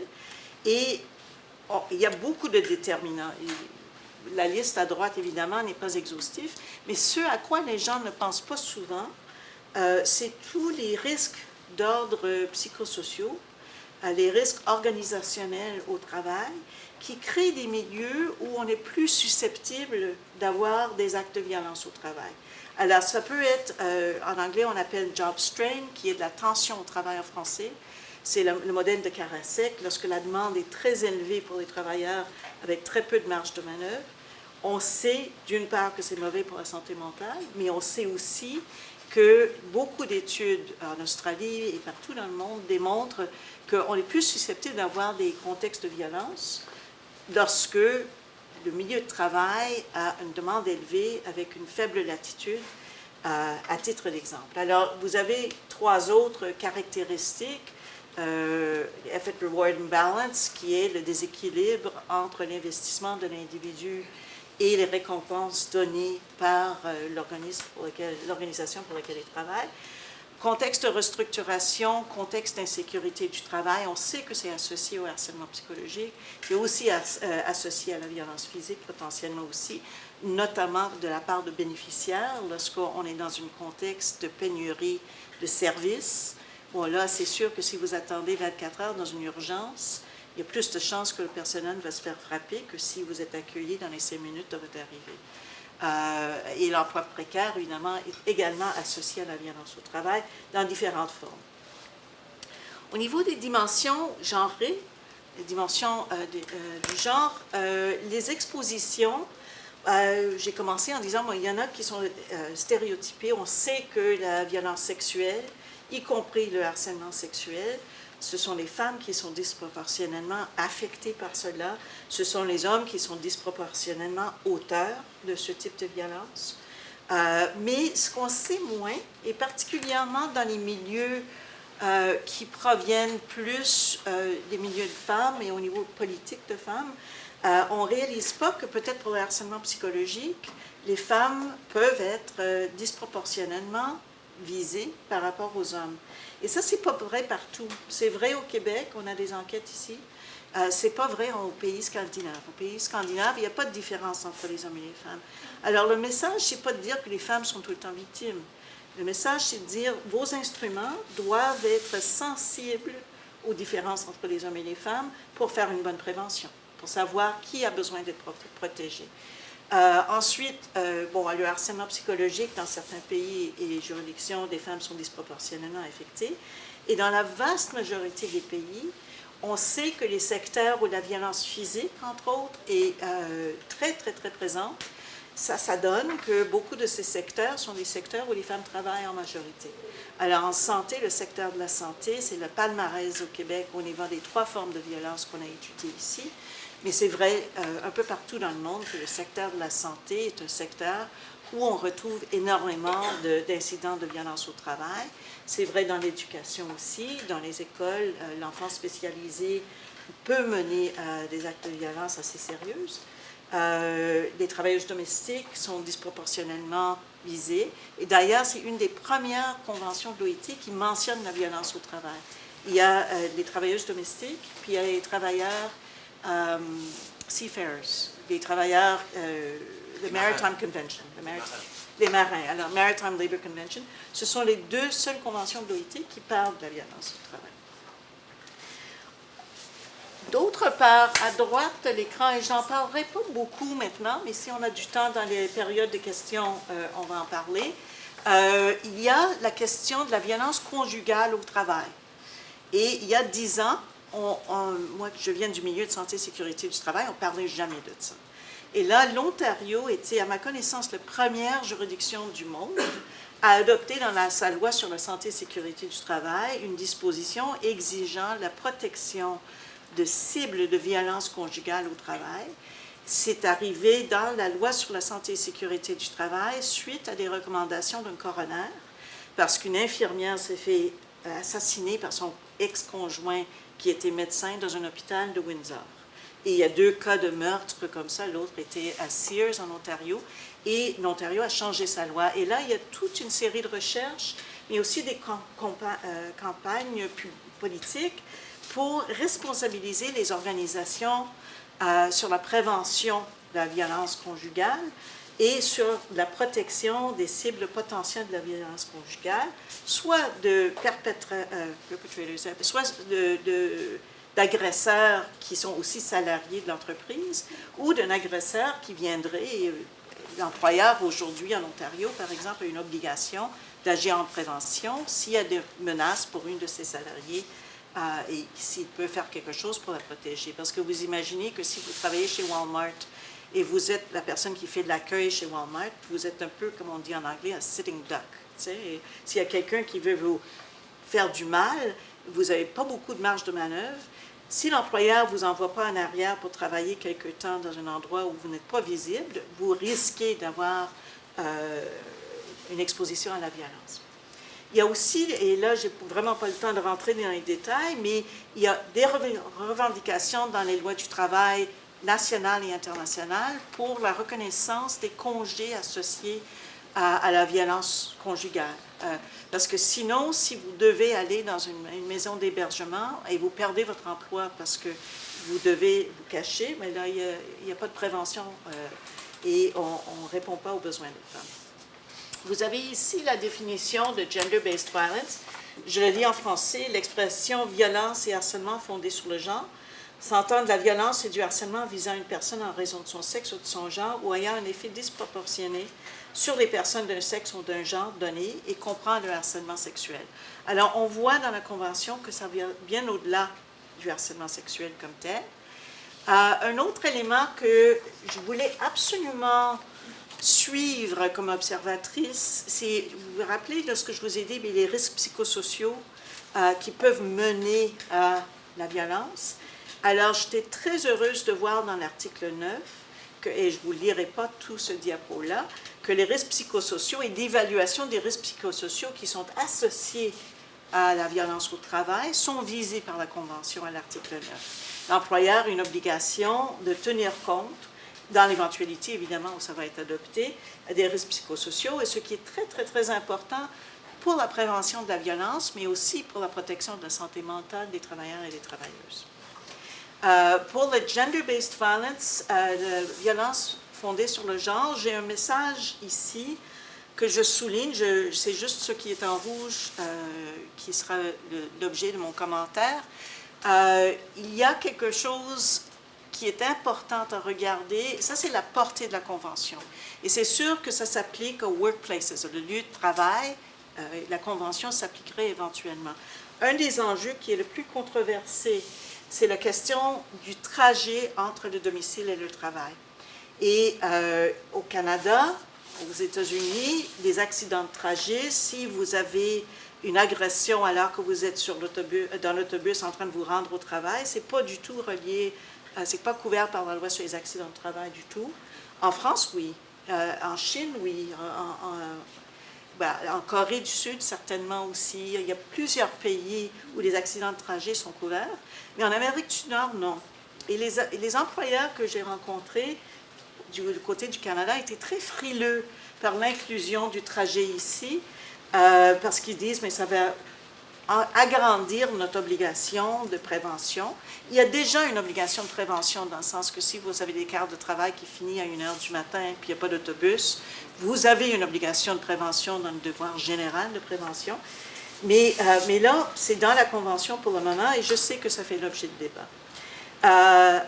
Alors ça, c'est ce que je viens de vous expliquer. Il y a certains pays qui incluent les accidents de trajet ou les incidents qui surviennent pendant le trajet dans la portée de leur loi. Mais ce qu'on a trouvé, c'est que en Amérique du Nord, ce n'est pas couvert et il y a de la résistance qui est exprimée. Et il y a quelque chose qui est intéressant, mais politiquement intéressant et qui illustre bien l'importance pour le Canada de jouer un rôle de leadership ici. C'est le Fonds monétaire international, le IMF, qui avait sorti un rapport sur le Maroc pour dire que le Maroc, au niveau du produit national brut, le GDP, ne pouvait pas atteindre un niveau acceptable s'il n'assurait pas la protection des femmes qui se rendent au travail. Parce que les femmes ne veulent pas travailler dans certains pays, le Maroc c'en est une, l'Inde c'en est une autre, à cause du danger pour se rendre au travail. Alors, évidemment, l'importance, si le Canada veut jouer un rôle de leadership au niveau international sur l'accès au travail des femmes, c'est important de penser que ce n'est pas nécessairement dans le métro de Montréal qu'on doit se situer pour savoir si on veut une loi. Il faut vraiment regarder du côté plus international pour appuyer les hommes et les femmes dans les autres pays. Ici, je vous promets, et ce n'est pas juste parce que je n'ai pas le temps, ici, c'est le visuel et non pas le contenu qu'il faut regarder. Mais ça, c'est un tableau que j'avais préparé pour le Canadian Federation of Nurses Unions en janvier 2017. Et on a toutes les juridictions, toutes les provinces et territoires à gauche au Canada et toutes les différentes formes de violence au travail. Et déjà, depuis les discussions à l'OIT, on voit qu'on a des nouvelles lois un peu partout sur la violence au travail qui sont en train de s'adopter au Canada. C'est les croix rouges, c'est des nouveautés. Le Nouveau-Brunswick n'avait rien du tout. C-65, du côté fédéral, on a maintenant une loi, le Code canadien du travail a été modifié. N'allez pas devant les tribunaux avec mon tableau, là, il faut regarder vos vraies sources. Mais l'idée, c'est de vraiment dire que même si au Canada, On espère que le Canada va ratifier un jour cette convention, mais même si on ne le ratifie pas, déjà les retombées sont concrètes. Alors, les enjeux importants qu'il faut regarder, j'avais ma liste d'épiceries lorsque j'avais écrit mon rapport à l'époque, et je me suis posé la question, est-ce que les discussions à l'OIT étaient pour inclure l'ensemble de la portée de la violence? Et la réponse est oui, on l'a déjà vu, pour le moment, tout au moins. Est-ce que les partis vont regarder les responsabilités des employeurs et donner plus de pouvoir aux inspecteurs du travail? Pour le moment, la réponse est oui aussi. Est-ce que les partis vont regarder les thèmes potentiellement controversés, comme la question des risques psychosociaux? On l'a vu, la réponse est oui. Et finalement, les recours pour les cibles individuelles de la violence? Pour le moment, la réponse est oui. Vous avez donc le projet de convention. Et là, peut-être avant d'arriver à ça, pour les chercheurs, pour les étudiants, une des choses que j'ai adoré, et je vous dis que je ne suis pas spécialiste en droit international, c'est que vous avez tous les débats de tous les pays en ligne, disponibles. Vous pouvez regarder ce que le Canada a fait et tous les autres pays. Mais un des enjeux importants ici, que j'ai vu en lisant les procès-verbaux de ces débats, c'est la question de l'inclusion explicite des travailleurs et travailleuses. En anglais, on dit LGBT, lesbiennes, gays, bisexuels, transsexuels et intersexuels. Et il y a eu un grand débat à l'OIT au mois de juin. Si vous lisez les extraits, et je ne vais pas vous traduire la citation qui est ici, mais c'est une citation du représentant de l'Ouganda pour la délégation africaine. Ils ont, en bout de piste, quitté les débats à cause du fait que cet enjeu-là était encore à l'ordre du jour. Et il y a ce qu'ils ont adopté finalement dans le projet qui a suivi, ce qui a été adopté au niveau de la Convention. C'est quelque chose de plus générique, c'est à l'article 6. Et pour le moment, on dit « Tout membre doit adopter une législation et des politiques garantissant le droit à l'égalité et à la non-discrimination dans l'emploi et la profession, notamment aux travailleuses, ainsi qu'aux travailleurs appartenant à un ou plusieurs groupes vulnérables ou groupes en situation de vulnérabilité qui sont touchés de manière disproportionnée par la violence et le harcèlement dans le monde du travail. » Donc, dans la Convention, ce n'est pas explicite par rapport aux travailleurs, travailleuses LGBT. Et pour le moment, la recommandation vient pour débat en juin 2019 et on verra bien. Et en conclusion, j'ai 4 messages. Le Canada a joué un rôle de leadership à date, particulièrement en ce qui concerne l'égalité genre. Et particulièrement en la relation avec le droit au travail, le droit de travailler pour les hommes et les femmes. Les discussions qui se placent actuellement à Genève donnent une opportunité pour le Canada d'appuyer l'inclusion des femmes. Et ce que je dis lorsque je parle, non pas ici, mais à d'autres personnes, pensez aux hommes et des femmes dans tous les pays du monde lorsque vous êtes là pour le Canada.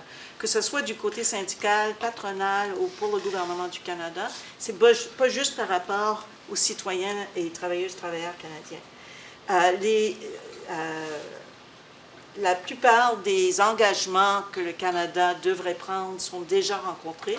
Si vous regardez le tableau qu'on a passé vite au niveau des lois provinciales.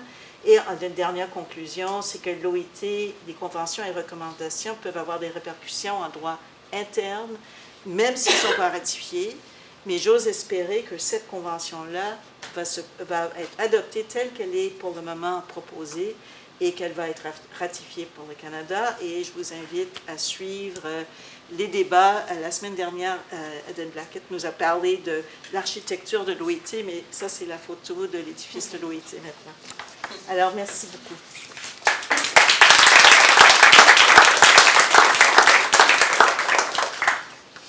Merci infiniment. Il me fait maintenant un grand plaisir de vous présenter l'avocate que j'ai rencontrée en 1993 quand j'étais étudiante à McGill et je faisais mon premier stage au BIT. Un stage qui a grandement affecté mon destin. Donc, Maître Shauna Olney is Chief of the Gender Equality and Diversity and ILO AIDS branch of the International Labour Organization and is based in Geneva.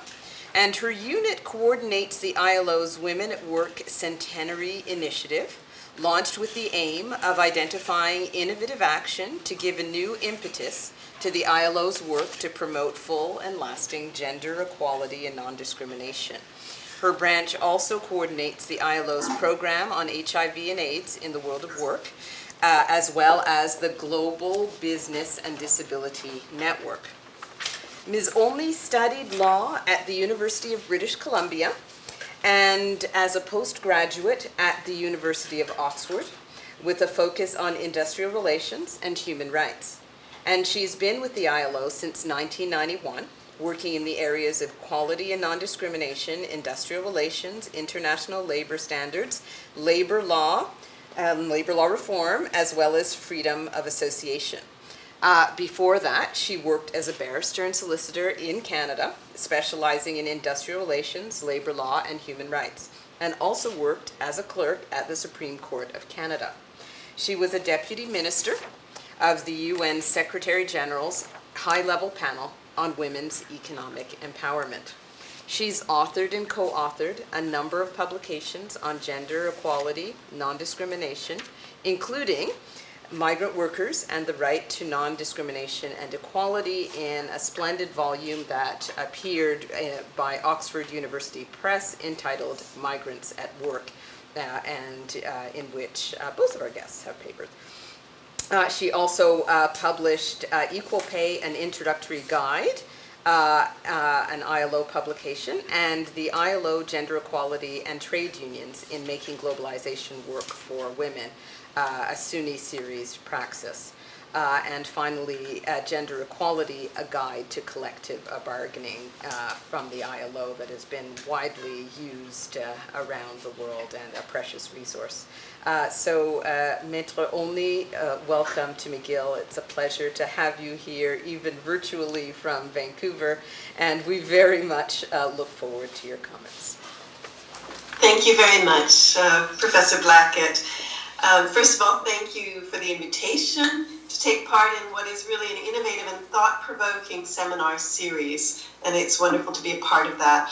I'd also like to thank Professor Lipple for her work in this area. She was very modest in her own introduction, but her work goes well beyond the paper that she presented today and the presentation, and it's made her work has made such an important contribution to the current discussions and debates on violence and harassment in the world of work.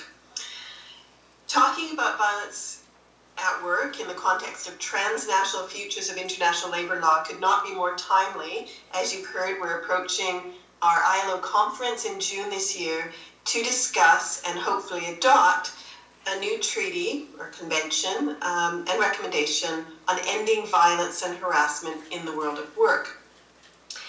Now, as Professor Lipple has said, violence and harassment has been in the headlines with the Me Too movement.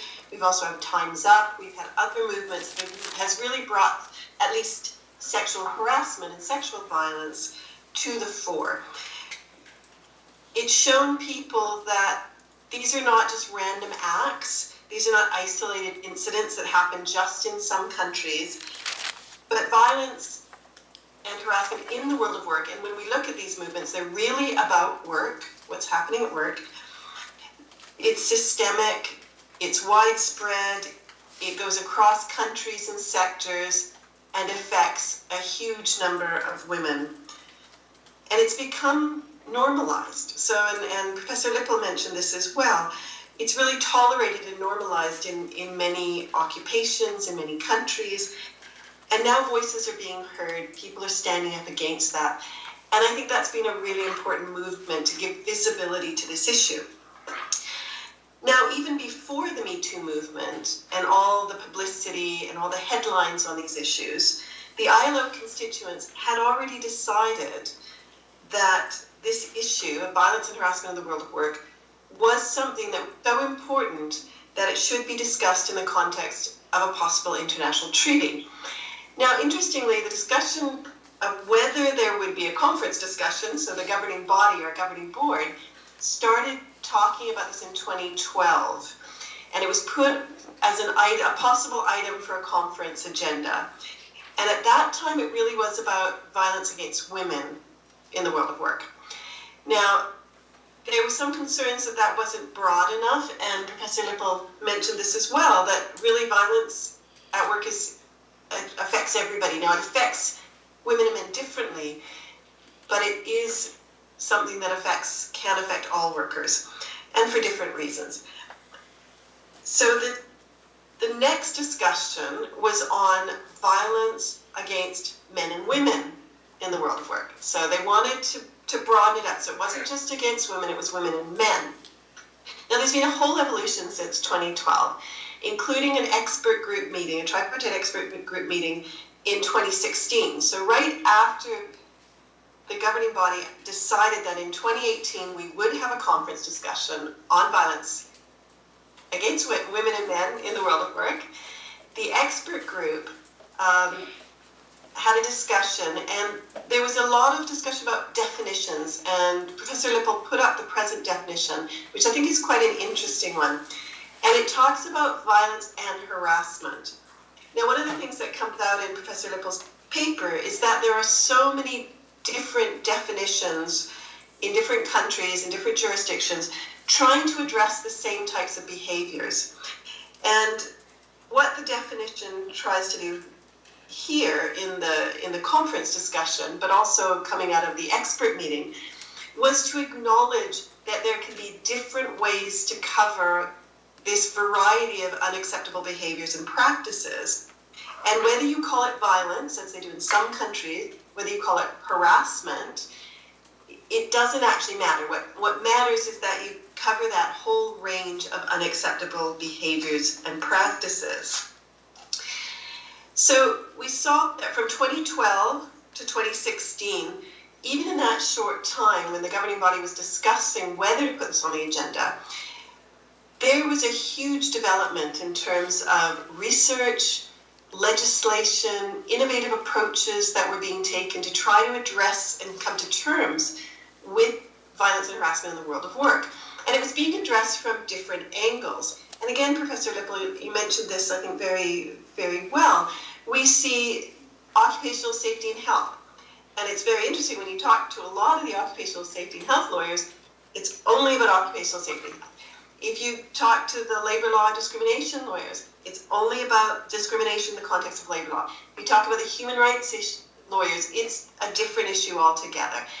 For some, it's very much a criminal issue. So how do you bring together all these different threads that are trying to address a similar problem and to have a more integrated approach? And that's really what was trying to be addressed in this whole process. Now, the last convention that was adopted by the ILO, and it's been mentioned by a couple of the speakers already, was in 2011 on domestic workers. So the ILO, as you've been hearing through the different seminars, is a standard-setting organization. But since 2011, we have not had a convention. So this is a major step after 8 years of having a couple of recommendations and very, very interesting standards, but we have not had a binding treaty since 2011. So this is very significant. It is the centenary year, so it's also, I think, significant for a standard-setting organization to adopt a convention in its centenary year. Now, if we look at the Domestic Workers Convention, I think there are some parallels to what's happening, the violence and harassment discussion. It was really trying to make the invisible visible. And I think for violence and harassment too, it has been invisible for so long. A new convention would really shine a spotlight on the issue. And I think just as with Domestic Workers Convention, it was only ratified up to today by 27 countries, but its impact is felt well beyond those 27 countries. It has influenced legislation, organization activities across the globe. The whole narrative around domestic workers, I think internationally and nationally, has changed dramatically. And I think it will be the same if there's a convention on violence and harassment in the world of work. Now, today's discussion is being conceptualized through gender lens, which is absolutely essential for any discussion on violence and harassment. And Professor Lippel explained this, I think, extremely well. Professor Blackett mentioned that this was done in the context of the Women at Work Centenary Initiative. And I'll tell you a little bit about that because I think it helps also show the gender context within which the whole discussion around violence and harassment is taking place. A few years ago, the ILO centenary was on the doorstep. We were coming up to it, and we wanted to take some really deep reflections on some critical issues. And I think you've heard about the Future of Work Centenary Initiative. At the same time that that was launched, the Women at Work Centenary Initiative was also launched. Now, why do we need a separate initiative on women? We have the Future of Work. Clearly, women are part of that. The reason was very much because we saw that progress for women in the world of work had really stalled.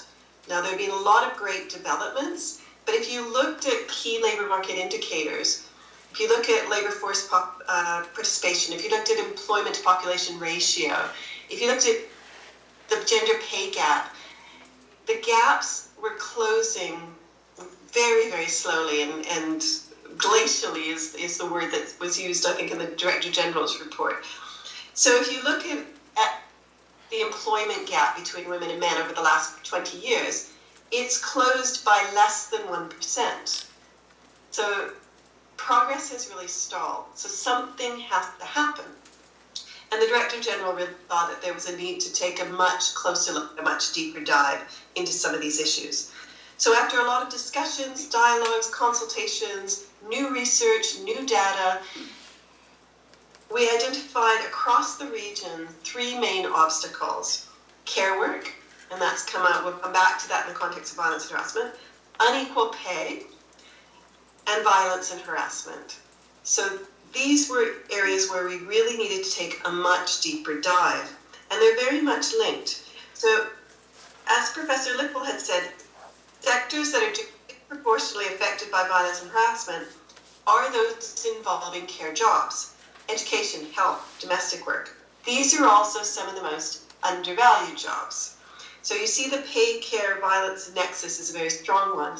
It's also a highly gendered one. As part of the Women at Work initiative, we partnered with the Oxford Human Rights Hub, and I think you've heard a little bit about that as well.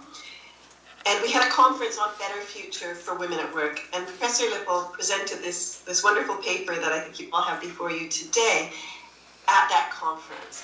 And it gave an opportunity for experts from different areas of law, from different disciplines, to come together and talk about what do we need to do to have a better future for women at work.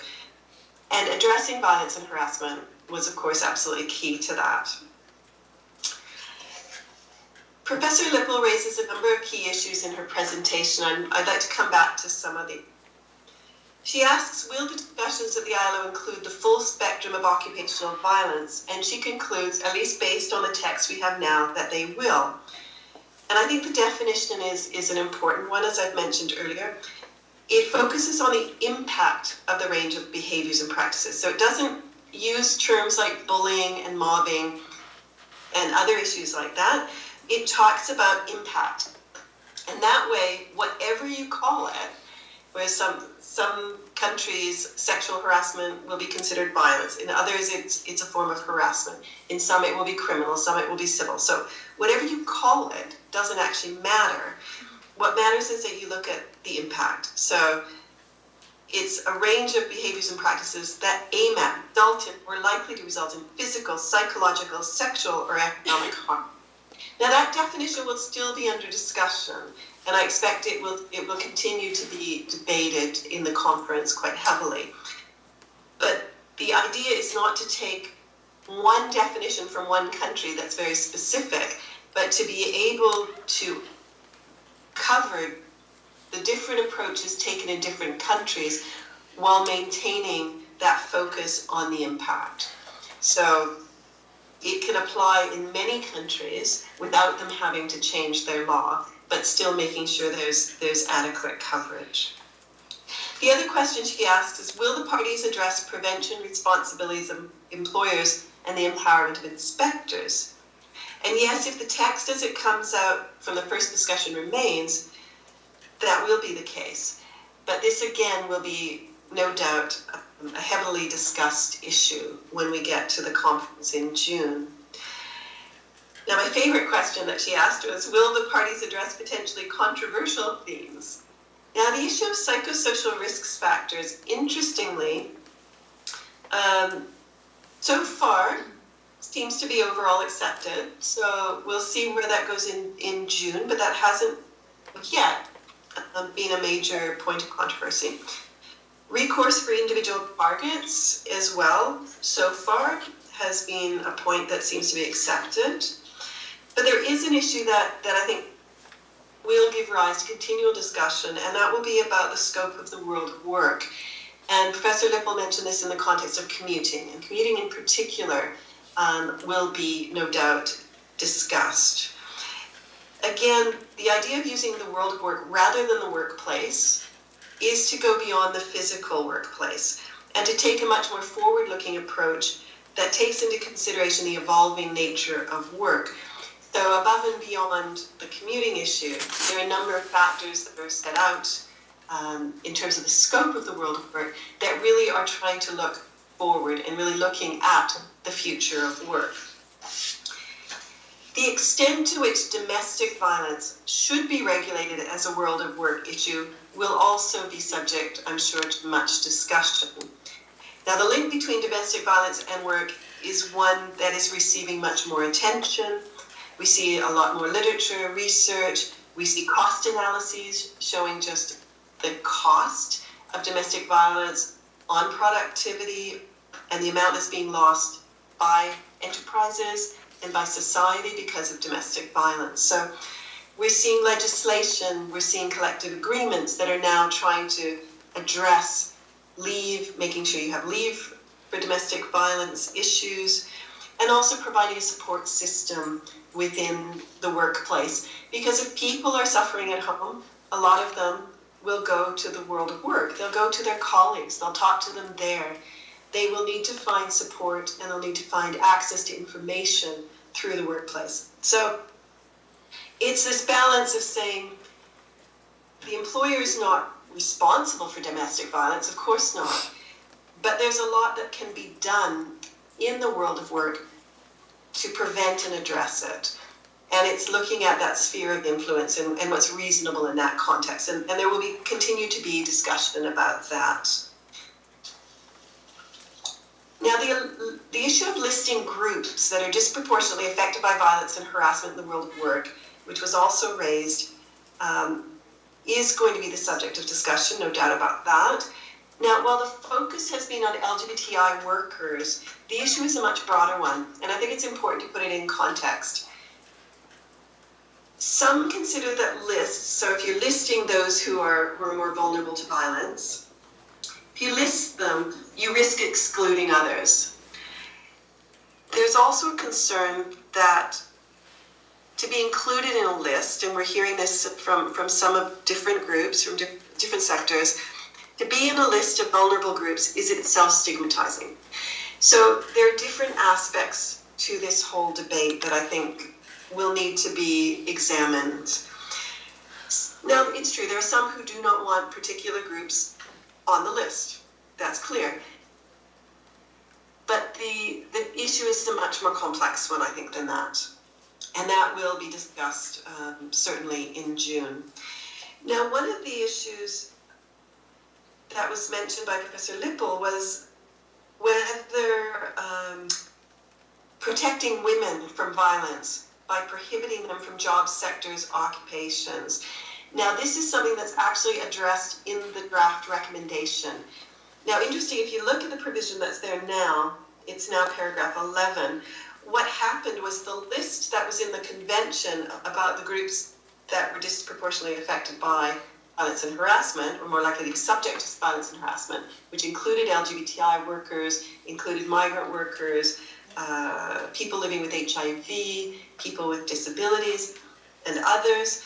That list, in fact, in the amendment process in the first discussion, was moved to the recommendation and, in fact, attached to the provision that had the objective to say that you can't, to prevent violence and harassment, you can't just prohibit women from specific jobs, sectors, occupations. So there was the provision in the recommendation, because that's the fear that you say, oh, well, if women are going to be subject to violence, let's just make it illegal for them to be in those jobs, if they're the jobs where they're more likely to be affected. So the recommendation had already touched on that issue.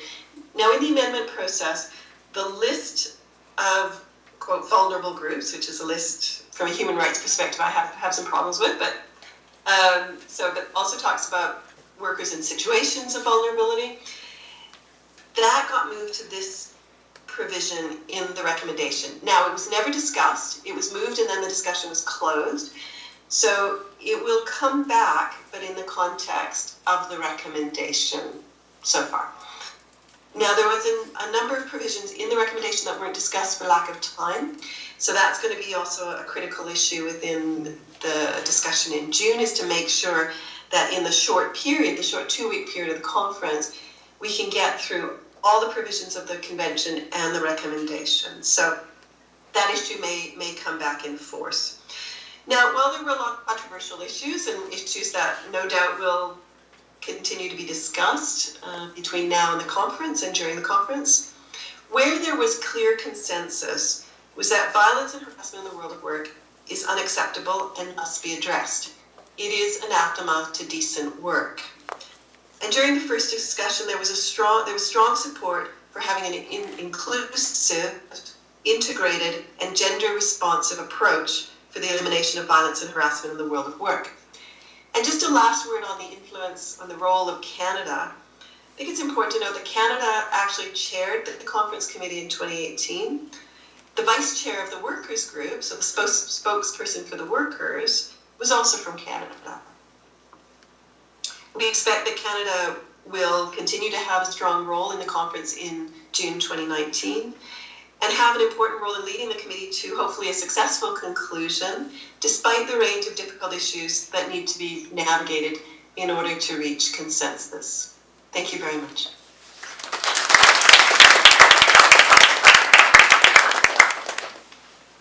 Thank you very much. So you've had quite an overview and close discussion, both of standards that are long-standing in the ILO frameworks and the process of elaborating these standards. We have a very limited time now, but I would still like to hear if there are any questions that emerge immediately before we break and before then we meet just as a course offline. Are there any questions? Yes. And feel free to stand. Sure. In the Global Compact for Safe, Orderly, and Regular Migration... Sorry, you need to speak up. Okay, sure. In the Global Compact for Safe, Orderly, and Regular Migration, it discussed two things. You can speak, any of the speakers can speak to either. One was the creation of migration policy proactively in anticipation of climate change, like in anticipation of future trends. I was wondering what kinds of proactive migration and labor policies could adequately prepare states for the mass migration that will result from millions of migrants leaving due to climate change.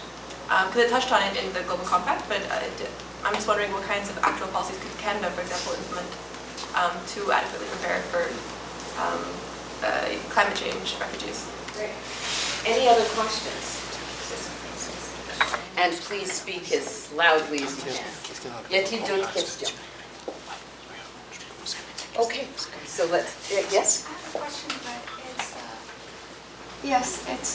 it's just a general question. I'm not a student of law. If someone, an immigrant in a country, feels that there's a source of kind of subtle or continuous type of racism that is coming from a certain place, what do they do about it? Is there a legal place where they can report that or talk about it or actually prove it? So thanks for that question, and I might piggyback on it a little bit. Both the theme of migration and the theme of violence at work, particularly if we say that we're moving beyond gender-based violence, are deeply intersectional. And race, of course, is crucial to an understanding of the phenomena and how to address them. So it would be very interesting if any of the speakers wanted to engage with that question and with how the standard setting addresses that question, right? Even with political representation, it's a challenge. All right. Given how little time we have, and given that we probably give each speaker maybe 2 minutes to respond, I think we can work with what we have on the table. Thank you. And you're fine there. I'm fine here. Okay. Do you want to go ahead? No, vas-y. In French or in English? Come to me. Okay. Question was in English, so I'll answer in English. Responses to climate change migration. Climate change migration is still in the process of being defined. People in the Sahel have been moving out of the Sahara and the Sahel region for centuries due to desertification. They've been called climate change migrants in the past 10 years, but they've been moving. They were economic migrants before that. It's actually very difficult to define someone who is a climate change migrant, apart from people who will have to leave small island states that will sink or that will be covered with water, will be uninhabitable. That's a very specific category. But for people who live on low-lying lands, for example, in delta regions, they will slowly move over time as their fields will not produce as much, as their friends, colleagues, cousins will tell them, well, you can come to me in the city and I'll have a job for you, etc. Movement will happen somehow naturally as economic opportunities appear. So yes, there is this idea that we might have 200 million migrants due to climate change. It is not yet certain that, first of all, these numbers will actually appear. It's not certain over what period of time, and we don't know whether it will be linked only to climate change or not to other considerations, such as overcrowding of a region, etc., etc. So it's difficult, except for the specific issues of low-lying lands that become too salty, or island states, small island states that get covered with water, except for these specific cases, which will need specific answers. And that can be negotiated within regional settings, also at global level within the UN, but with specific answers for specific problems. It's difficult to envisage a policy, a global policy for climate change migrants, because it's difficult to identify who is a climate change migrant or who is only a climate change migrant, or, for example, Haitians who are fleeing poverty, violence, corruption, police violence, etc. We already have a difficulty whether to characterize them as refugees, depending on the situation. And if we have increased number of storms in the region, well, they will also be fleeing the country because of degradation, land degradation, coastal degradation caused by those storms. How do you categorize them? And I would say that it's difficult to categorize, and therefore it's difficult to attribute norms. My solution, as you could see with my presentation on the Global Compact, is if we facilitate mobility, we answer across borders. I mean, I talk about international mobility. Most climate change migrants will stay inside their country. It will not pose a question of international migration. But for those who cross the border, like Bangladeshis crossing into India at present, if we facilitate that mobility, we accompany it, we regulate it, we will solve many problems that are posed without necessarily needing to categorize. So that would be an answer. Racism at work, do you want to answer? Or? I can, but you can go ahead. The question, was it racism at work or is it racism in general in the society? But well, I'll deal with racism at work and I'll give you the rest of the world. And I'll answer specifically from a domestic perspective. In other words, I'm not going to talk about international law, but if the question was raised here in Quebec, there are easy answers if you were students in a law exam, and they're very difficult answers in terms of finding effective recourse. So students in a law exam, well, there's the Human Rights Commission that exists. It's illegal to discriminate on the basis of a whole series of prohibited grounds. If you're at work and you're unionized, you go to your union will file a grievance for you. If you're not unionized, you can go to the Human Rights Commission, but also if you're being psychologically harassed, you can go to la Commission des normes du travail, ou qui s'appelle aujourd'hui la Commission des normes de l'équité, de la santé et sécurité du travail. If you're ill because you're being harassed, you can go to the same commission, different department, and get workers' compensation for your disability. What is it called again? CNESST is the easy way of saying it. La SNEST, la Commission des normes de l'équité et de la santé et de la sécurité du travail. This said, and what Professor Blackett said was so true in terms of intersectionality, it's difficult to have psychological harassment recognized before the courts. It's exponentially difficult when it's driven by race or by gender. And today, by chance in La Presse, there was an article where there was a worker, a black worker, who was psychologically harassed and racially harassed at work, who has just won his case in appeal at the appeal tribunal. So he went to the CNRSST. The CNRSST says this is normal work relations. It's normal that there's a certain amount of, yeah. He went into appeal, he won his case, and it struck me, I saw this on my Facebook page, on my Facebook feed, and everybody's saying, there's this new precedent. Well, the first case for psychological harassment recognized in the appeal tribunal based on race was in 1988 in Quebec. And Quebec was the first compensation board in Canada in the appeal tribunals to accept chronic stress in the workplace, and it still is one of the first, it's at the vanguard. But that was 30 years ago. And this man who I saw, and I don't know this case at all, just saw it on Facebook like everybody sees how we get our news, right? And it's an article in La Presse. But 30 years ago was the first case of racist harassment in the police force, and it was the first Haitian police officer who was racially harassed, and it made him ill, and he was compensated under the workers' compensation. So the easy answer is, yeah, there's lots of recourses. And the difficult answer is, why are we still having to go into appeal 30 years later? So in French, I would say, attache ta tuque avant de porter ta plainte. You know, be prepared to struggle in applying for compensation or redress, because these are not easy cases to win. I don't know if Professor Blackett wants to comment.